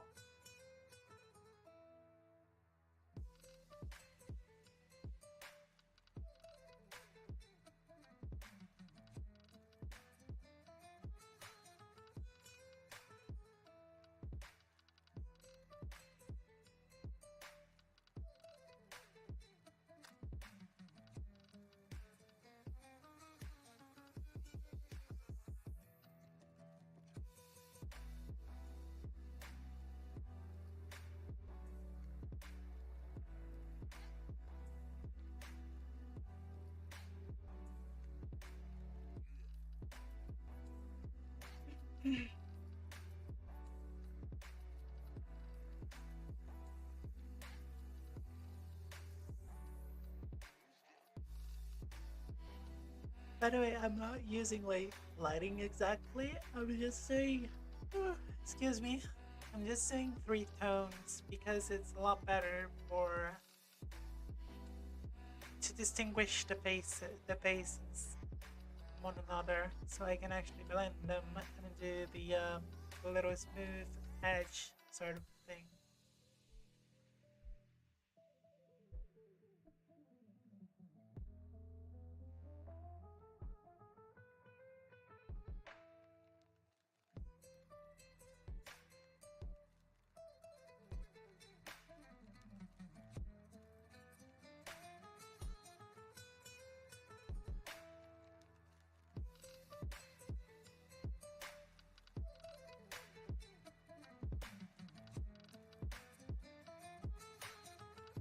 There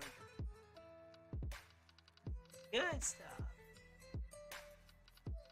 And my voice cracked a little bit.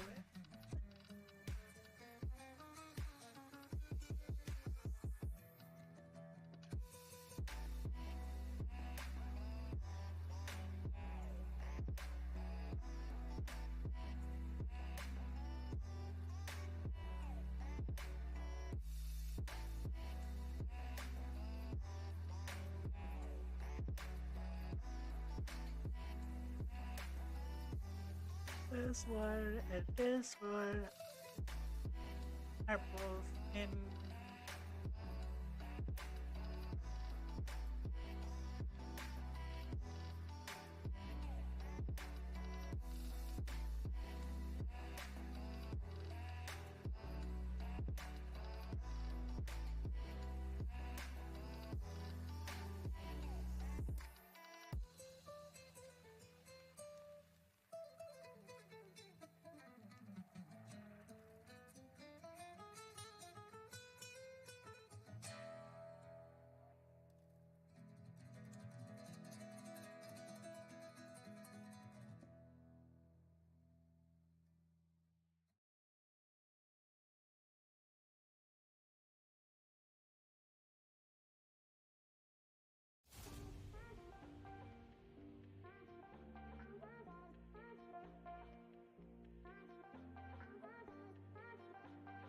There it is.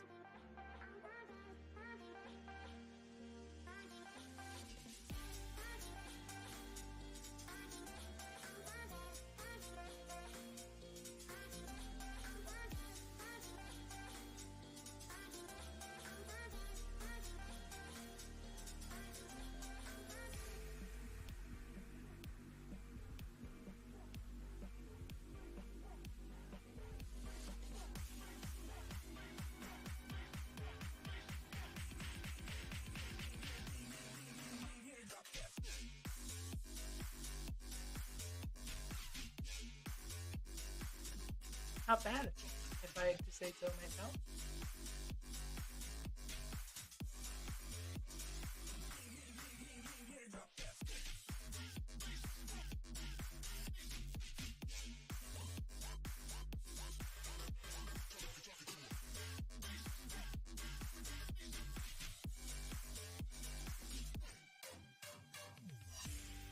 Okay, let's add some transfer. Let's drop this to 70%. Just so I can have an easier time blending.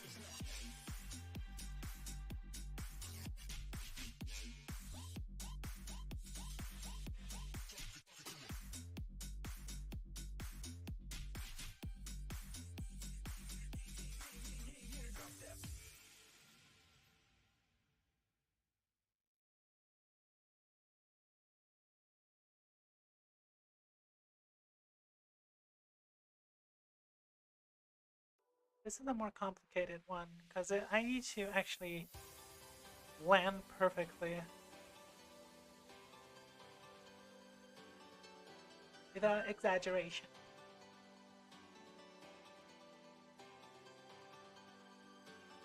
I could be haunted and I would be afraid. I would get into trouble when I don't get my way. 'Cause I'm reckless, so I'm told. So I will live to I better do this in a new layer too, like this especially. show me where I belong to stay. Show me my place in life, so I can lead the way.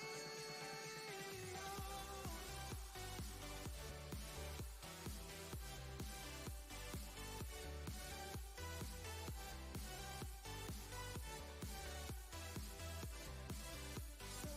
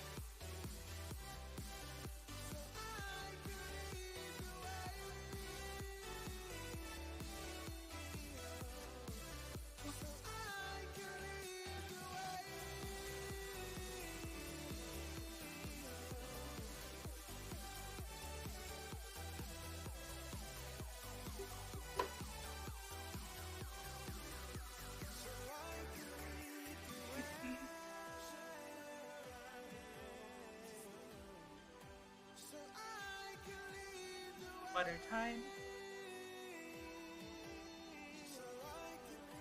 Not water. I have lemon juice.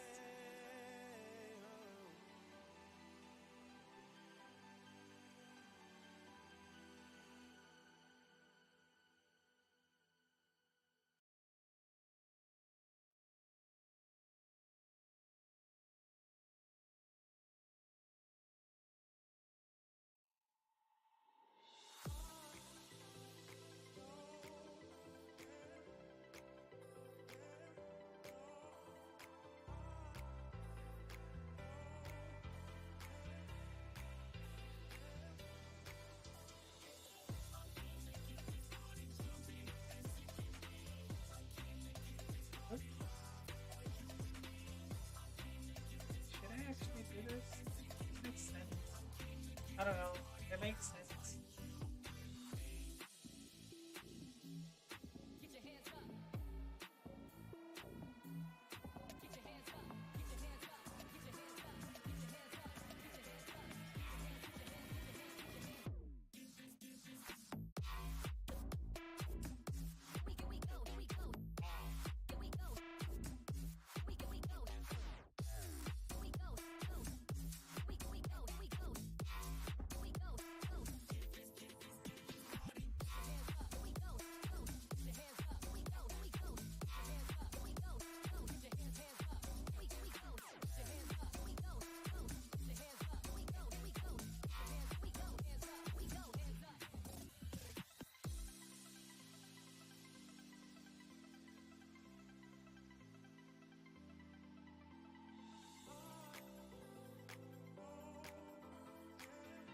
Just gonna make every edge,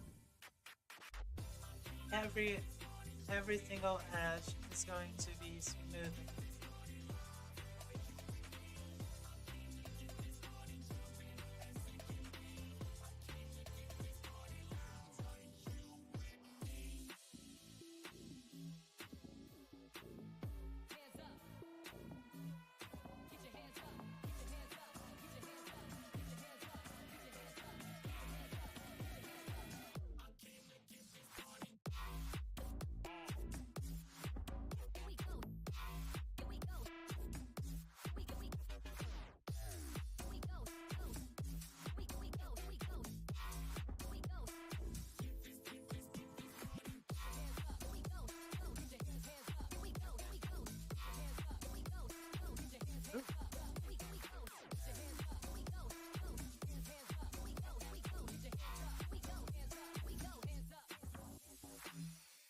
Okay, this is the part where I really need to fix the angle here because it's not working.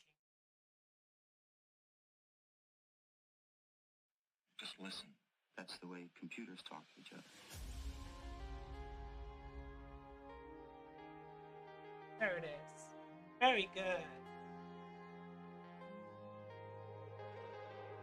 I will just increase a little bit of this side and it will match very well with the rest. On the outside looking in, not knowing where I've been, traveling through light and sound. I wanna know the real world, to verify reality. I just wanna be found. I just wanna be found.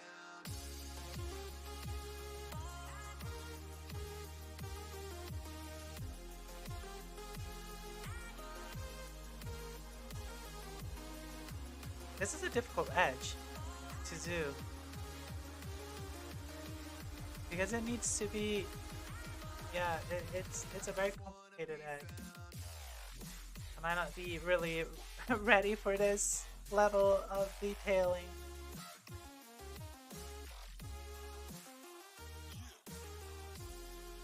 I can half-ass it.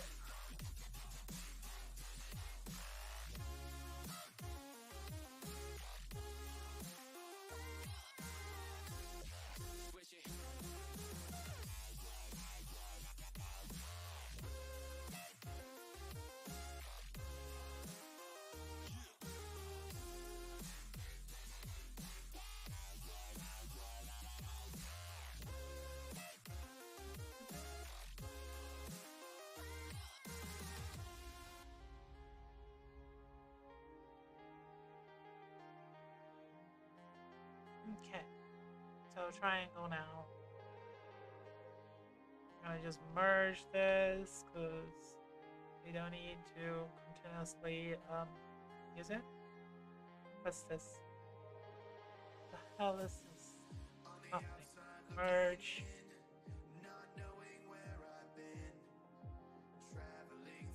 There we go.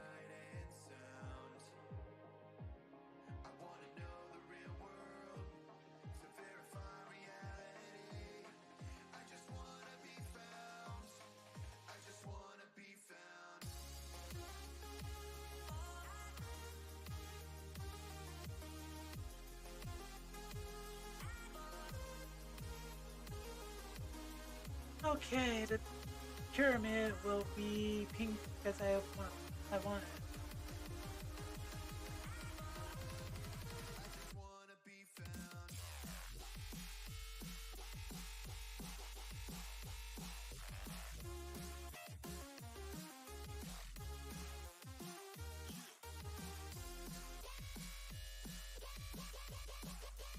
Oh my god, I don't want dubstep though.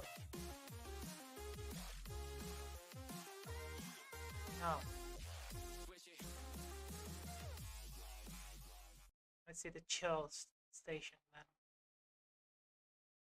Like, I know every dubstep is EDM, but not every EDM has to be dubstep. Come on now. There's literally a dubstep station in Pretzel. Why am I listening to dubstep in here?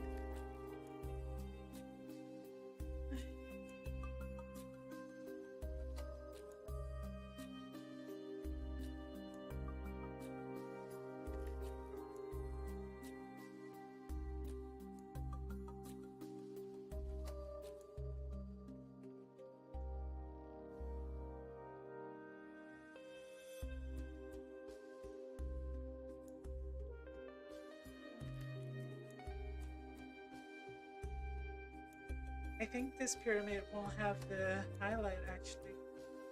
There's no reason to.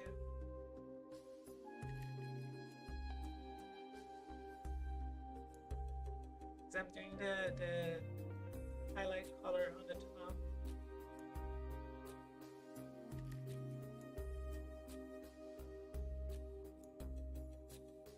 This is literally like a single two faces of the pyramid.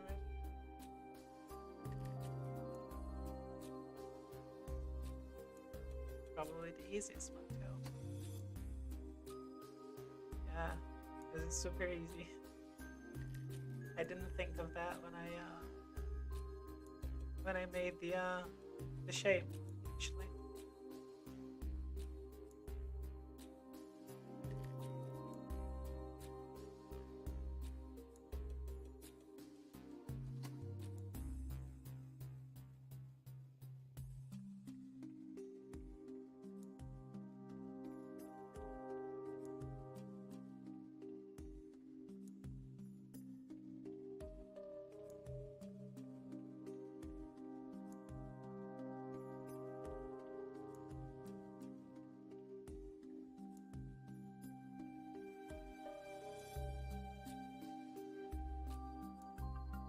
What am I doing?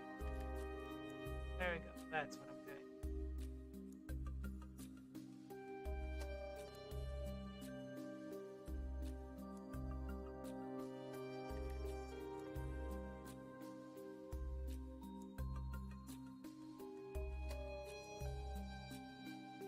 That's about it.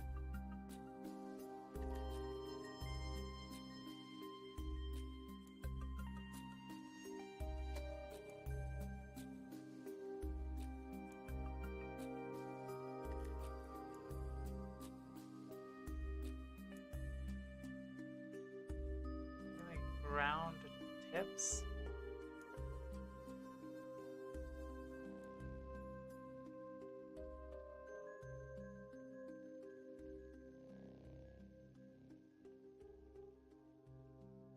Yeah, there's not much you can do with the pyramid in this angle. I fucked up.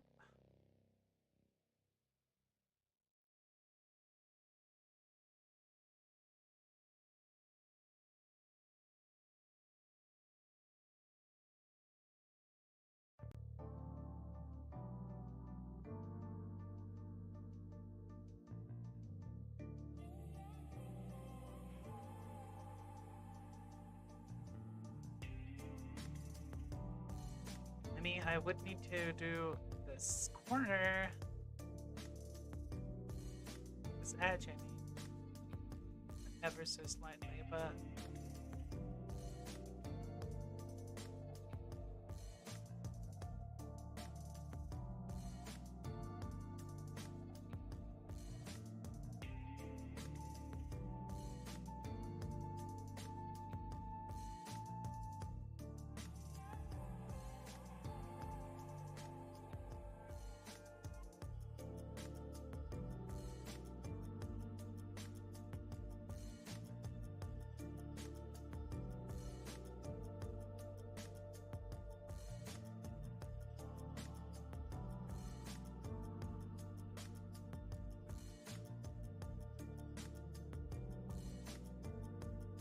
yeah, I think that's it.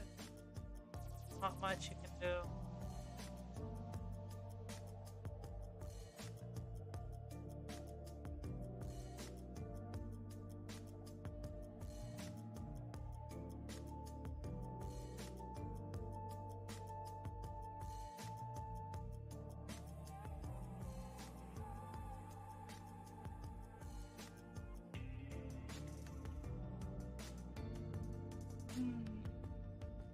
Yellow here.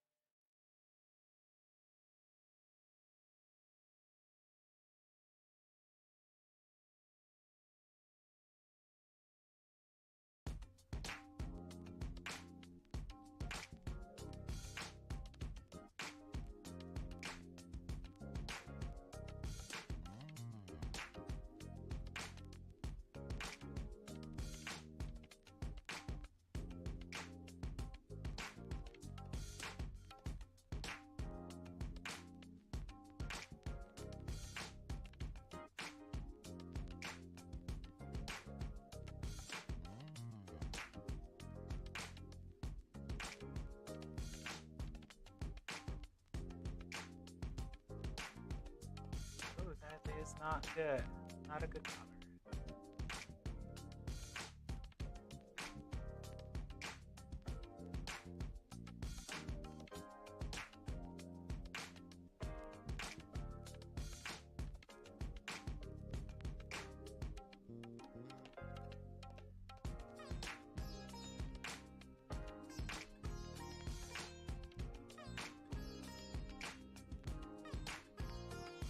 Yeah, I think this works.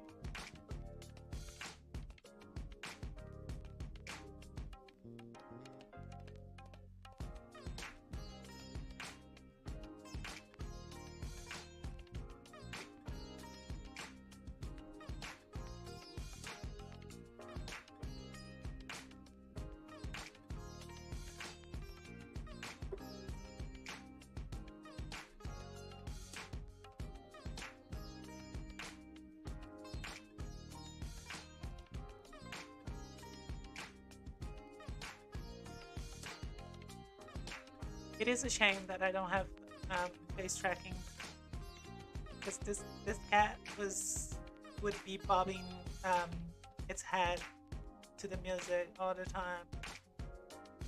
I love these songs that are very jammable. Like you can just sort of swing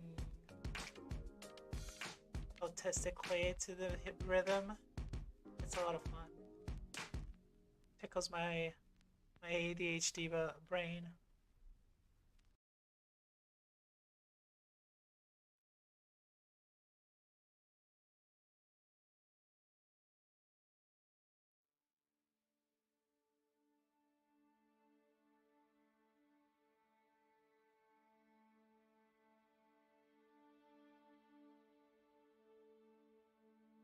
All right.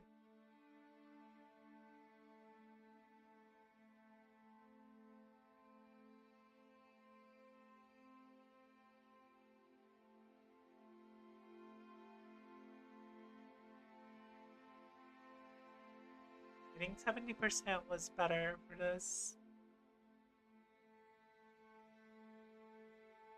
I also need transfer. There we go. Am I using flow transfer? I'm not. God damn it. This explains a lot. I haven't been using flow transfer.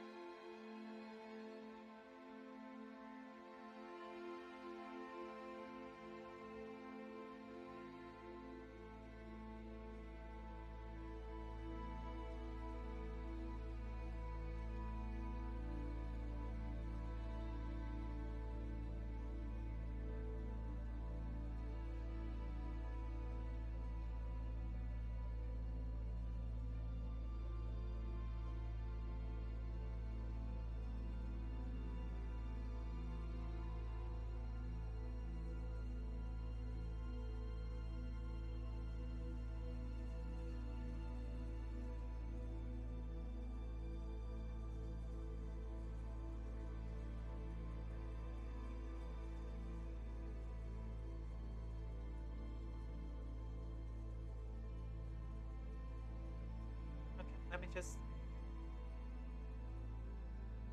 straighten the lines here.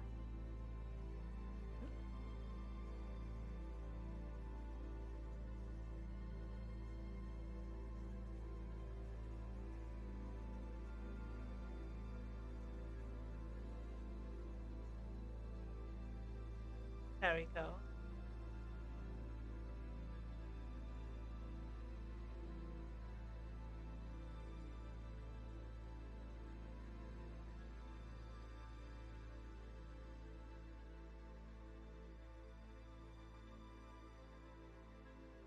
Just gently adding color to the other panel.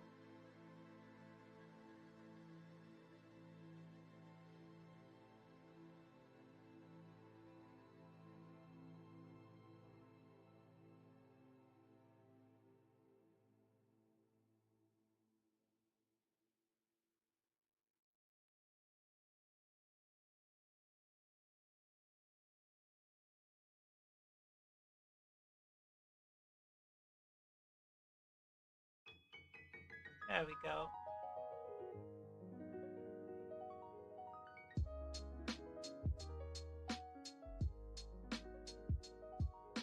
Let me just get rid of all the black lines from the sketch, and it should be good.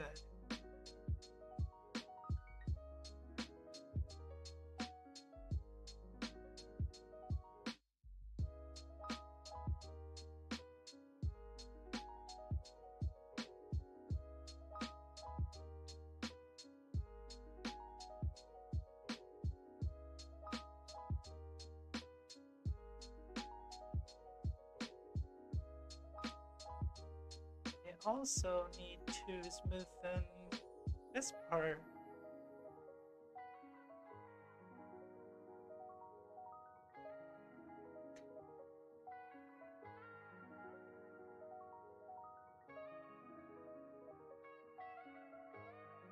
Yeah, this one will be weird because it should be. Actually, no, yeah, it should be shadow. Like, there's no way for me to smooth this. Or rather, not in the way that I was doing. Because it's shadow regardless. So this corner is the only corner that will actually display the curve. And this side here.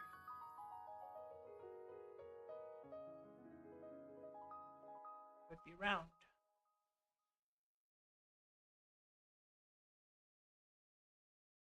This mustard color just looks horrible. Horrible.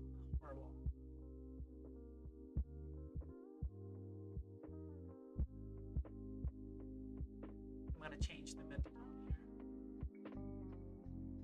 here. Make it a little bit more palatable.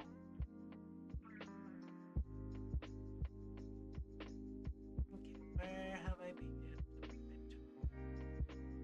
Oh god. Oh, I disconnected real quick. OBS says we're back, so I'm back. I don't know what exactly is happening because my internet shouldn't be that bad. Not right now. I do need to pay it though. Waiting for PayPal.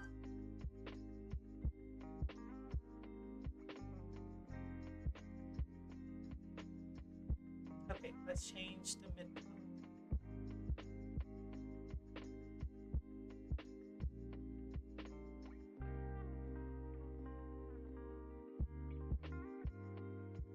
Yeah, I think this works better. Just remove the transfer for a little bit, just so I can cover this. I hated this mustard color. Now we're like using hot dog stand mustard color.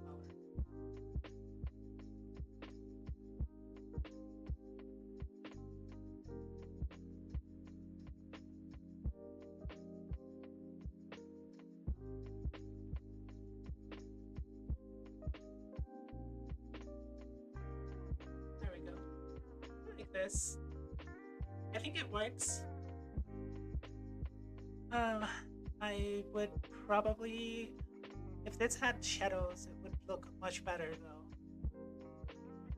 Because right now they look like they're out of place in the page. So I would need to add shadows. But this was just the smooth edge exercise. It's a very simple exercise, and I should be doing much more often. Because as you can see, my smooth edging isn't good. It sounds way more dirty than it should be. But yeah, that's the edging exercise.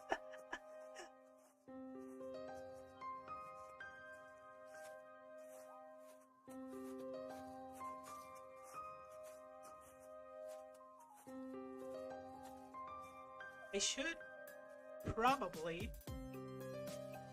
probably try and do some exercise with characters now. And get back at working on the commission, because I think I can do that now.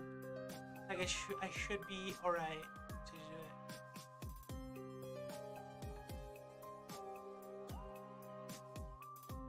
Where is my exercise practice? I'm just saving it real quick. You guys can see it, but just saving it.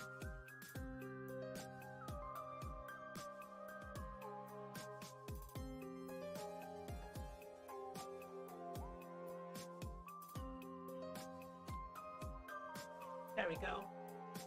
Okay, I'm gonna do, yeah, let's do line art now. I think line art is a good idea. It's a lot more fun. And since I already have the illustration sort of ongoing, it should be a lot more interesting too.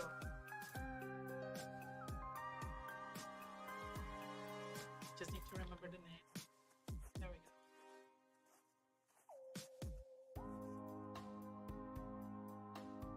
Okay.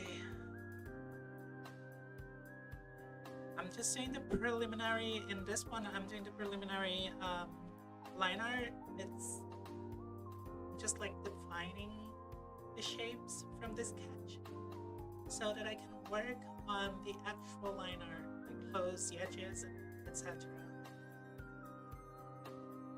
Let's see, where the hell? There we go. Just need to remove this because this is unnecessary. Oh.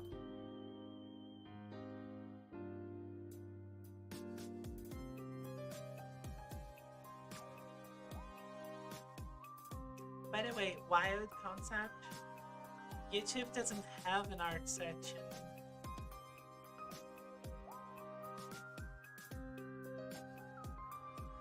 It would be pretty cool if they had one. No, creative maybe. It'd be pretty interesting.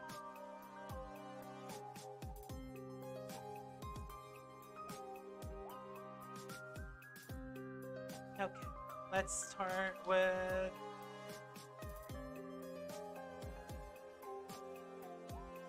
this. The thigh.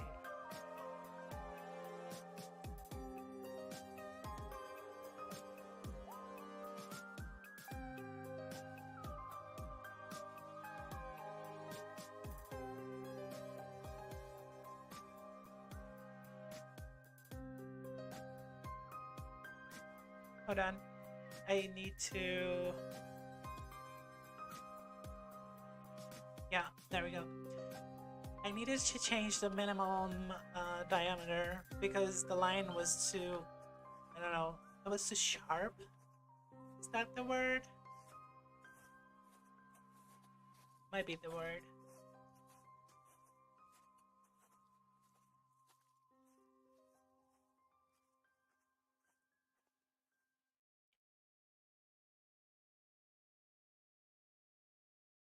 God damn it. Did I do this in the same layer? Now I need to do like very awkward erasing between lines. Let's be smart, right? Let's do different layers.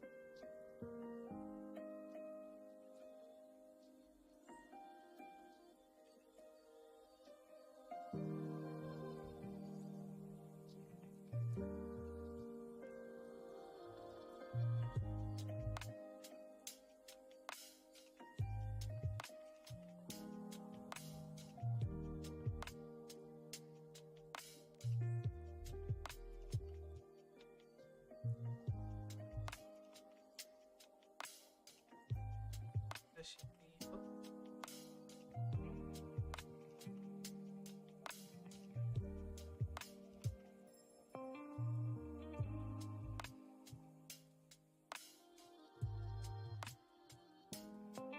So they have the kneecap thing, and it's a skull. Holy shit, it's so detailed too. Can you be simpler, please? Yeah, let's just drag this over here because I really need this reference. I have a better reference for the kneecap. Kneecap pad.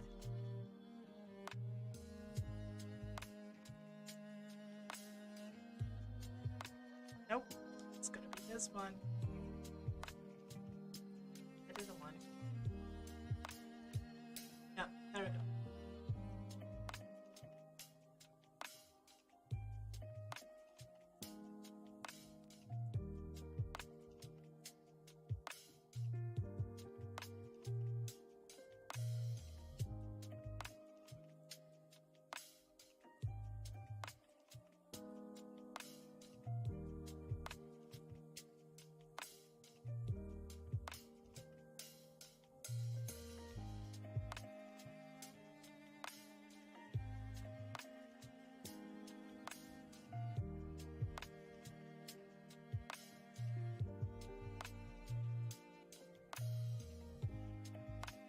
Yeah, this looks correct.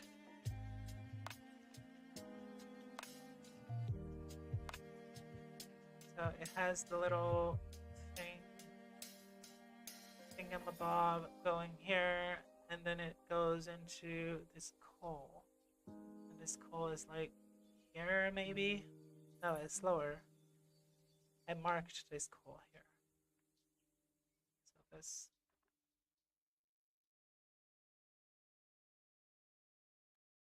Yeah, there we go.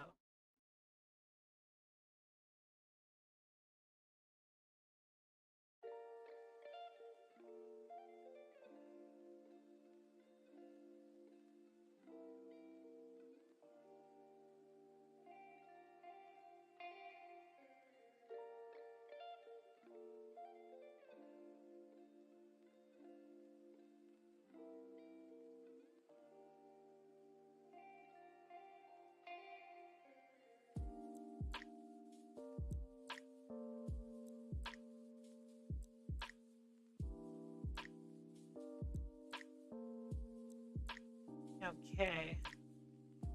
So possibly.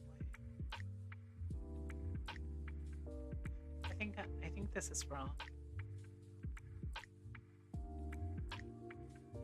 Yeah, it's way thinner. Like the mouth part, it's way thinner.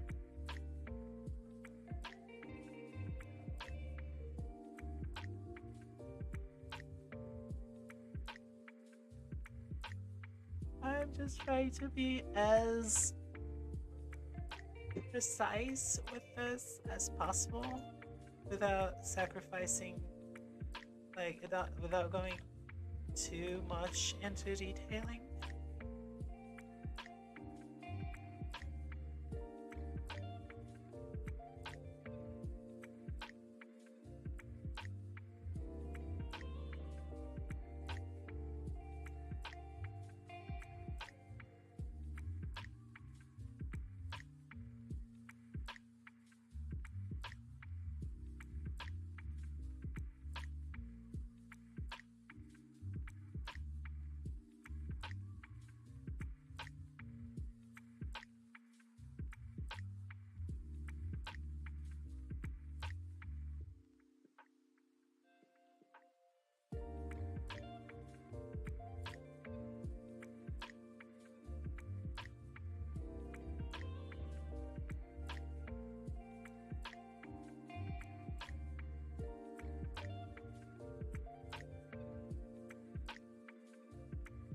Oh my god, I don't have a lot of references for the knee pad, so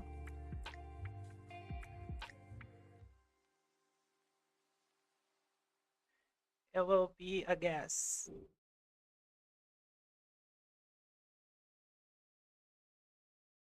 based on what I'm looking at here.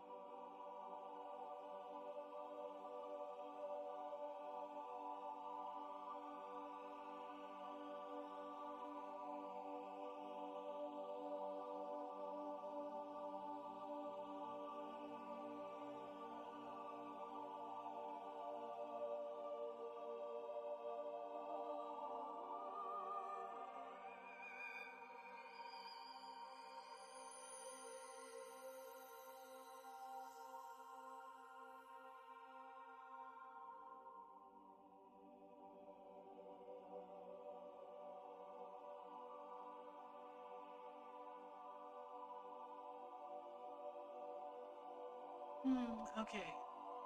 This kinda looks right.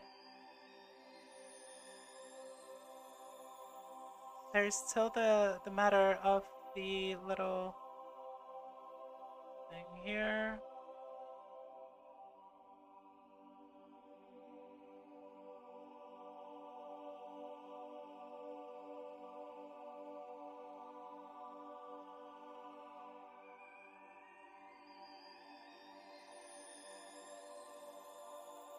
What the hell are those?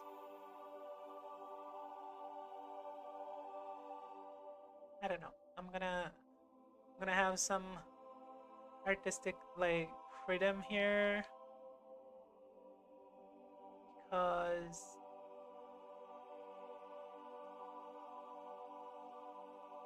I don't know what that is.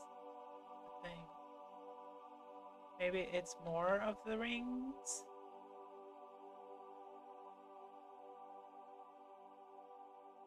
That could be it. I don't know. I kind of like how it looks, so I think I'm gonna add the rings to both sides.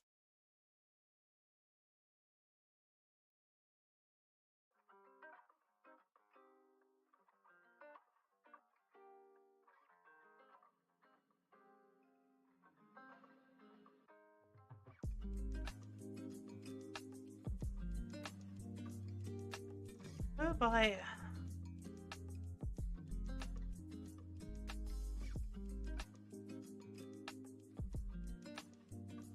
Okay, so this part here has the bolts and rivets, which I should probably add as well.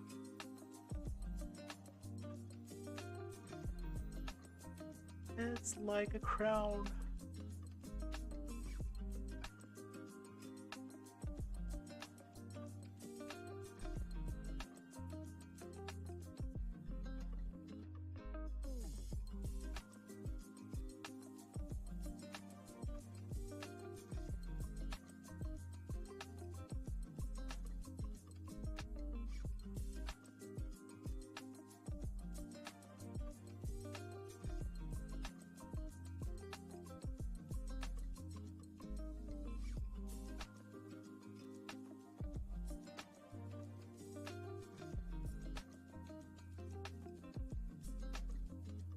There we go.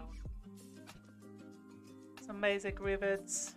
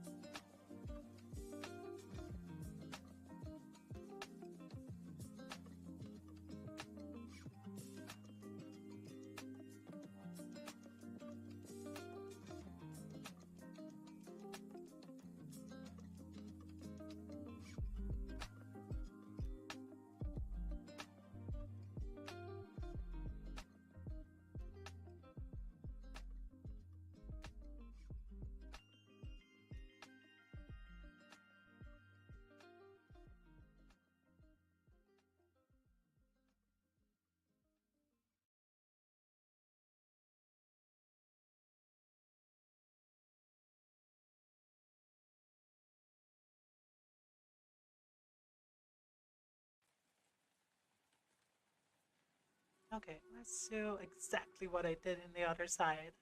Just to make sure I don't fuck it up.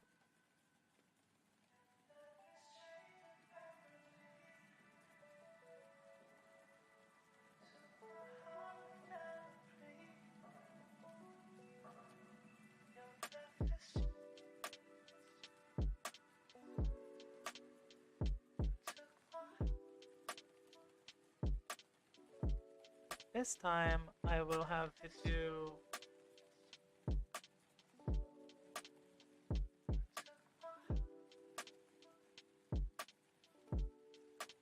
the whole school.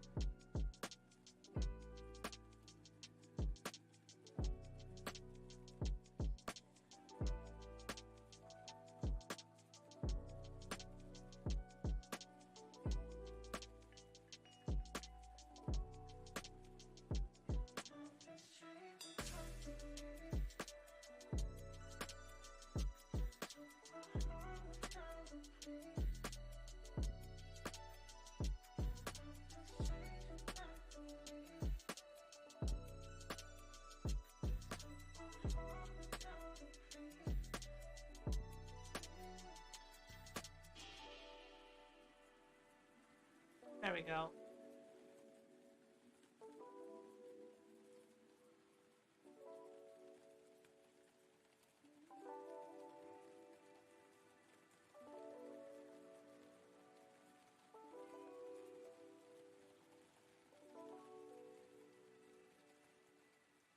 Then we do the riveted part, and this part also has another one of these that goes up here and down.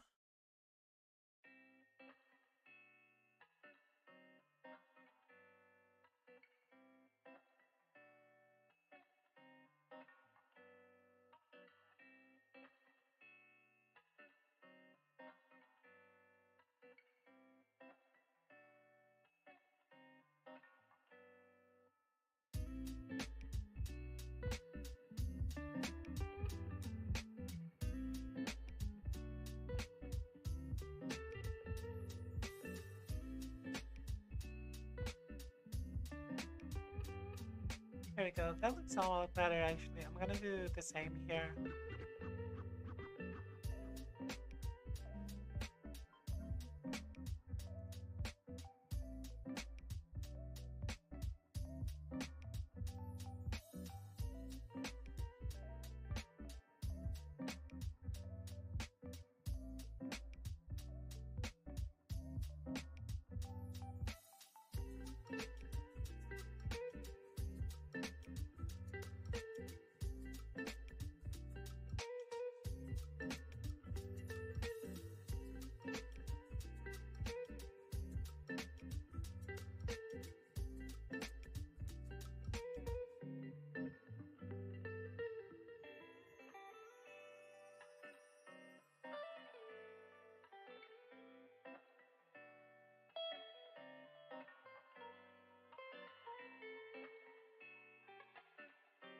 This looks much better, I think. Doing the line like this can be very, very difficult. Most times you see people just doing this and Ctrl Z out. Oh my god, did my Ctrl? There you go. Doing the line, Ctrl Z, doing the line, Ctrl Z. I do that a lot. But I'm being super lucky right now. I'm not being, like, I'm not having to do, like, to Ctrl Z most of the lines that I do. Which is quite impressive in my eyes. Means I'm way more confident. And as soon as I say it, I start doing it. It's wild. Anyways.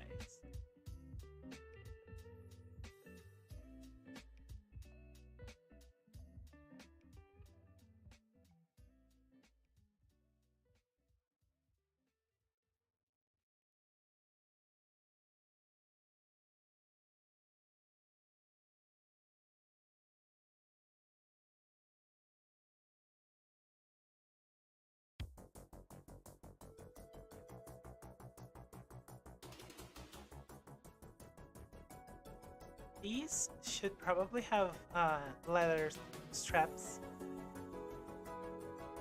I'm gonna think about it, but they should probably have leather straps.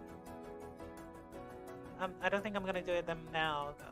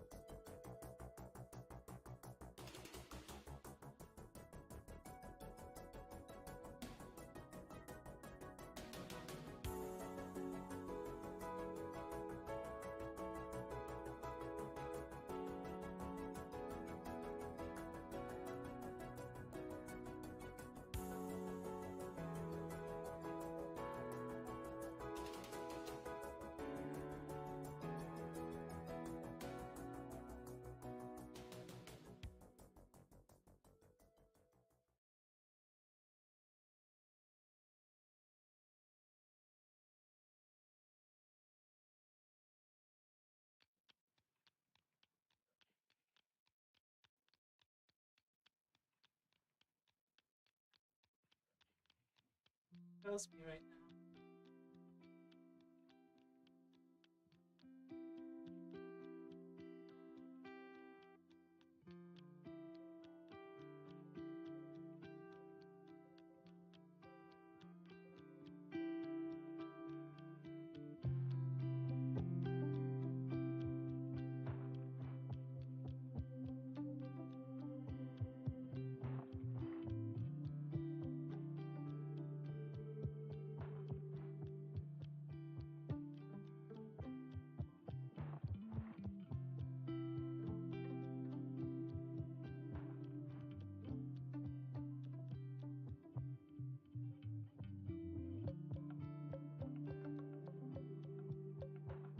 Huh. I might need to change this later, but I'm gonna keep it right now. The feet, I mean. I might need to change this during final art. Just move this out of the way because I need to see the bigger picture. Holy shit. I'm super tired, not gonna lie. I think I'm gonna bounce soon.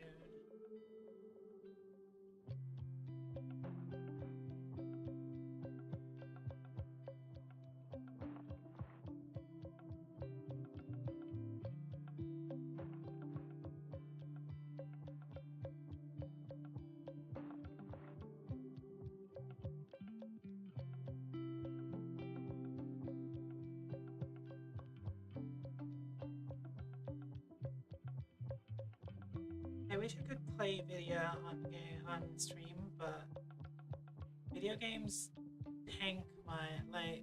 If I'm streaming and playing video games, it tanks my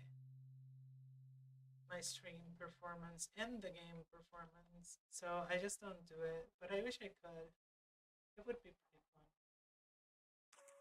Like I could start by drawing and then go into some gaming, maybe playing, I don't know, whatever is new. It is fun.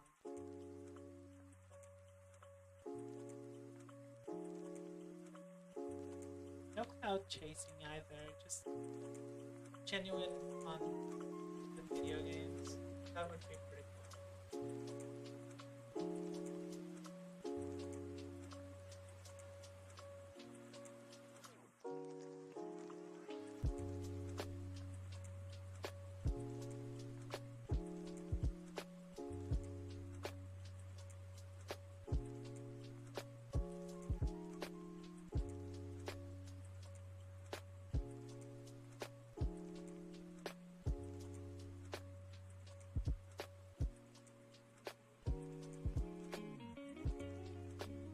There we go.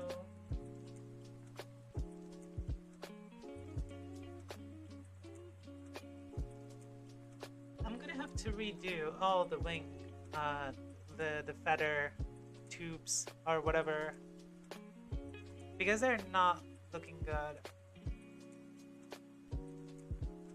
They need to be way straighter, like way more industrial looking. I'm making them look too organic.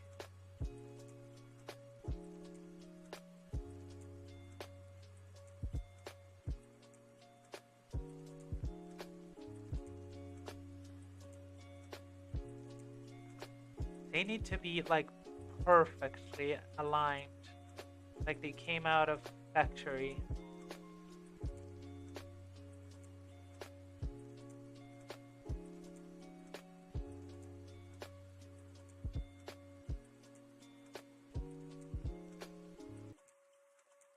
It's also possible that I have to, I don't know, just cut and paste, yeah? Like just cheat a little bit, but at least it's gonna look very nice.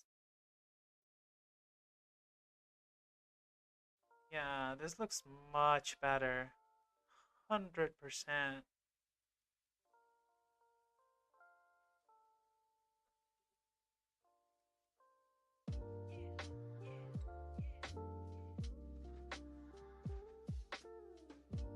There we go.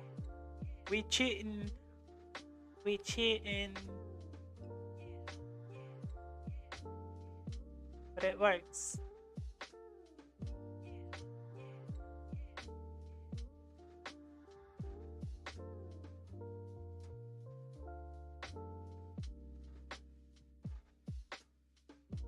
Plus, for these very industrial looking sort of drawing arts, it's not bad to just go and copy paste things. A lot of oh, I hit my microphone. Oh my god. But yeah, a lot of professionals actually do that too, or this, like the copy pasting.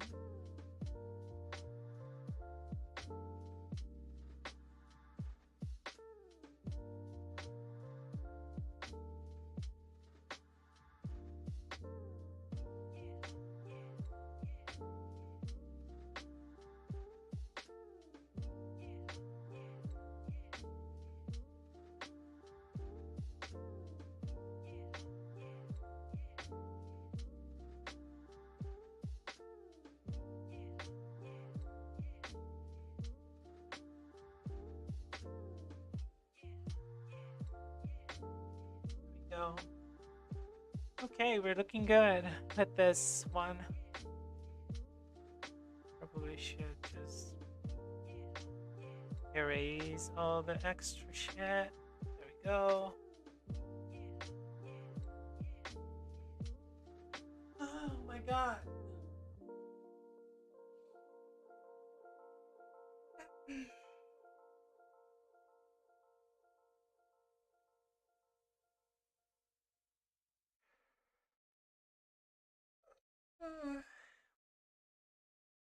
Yeah, I'm super tired. I might not be able to survive until midnight, which was my goal. Save real quick.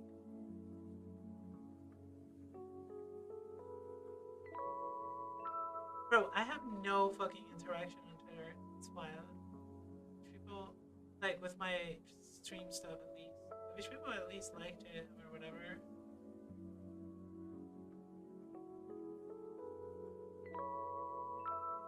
Like, you don't even need to retweet it. Just like it. I don't know. Okay. Help me a little bit. Oh boy. Well, it's whatever. What am I going to do, right? Fucking bag people. Anyways.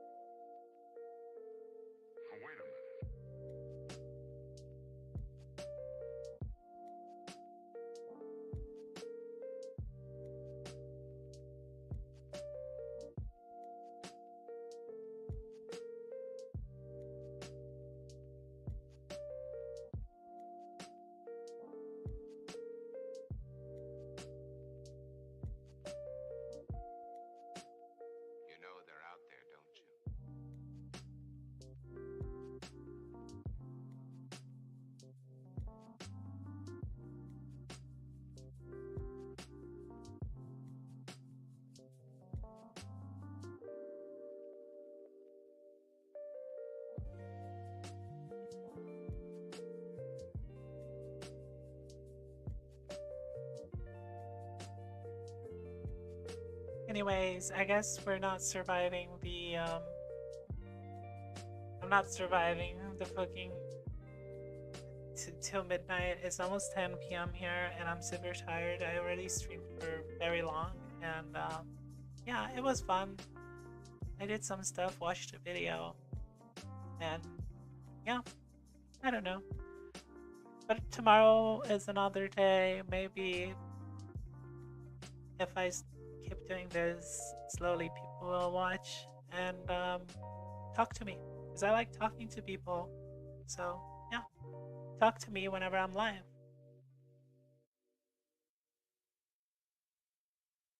Anyway.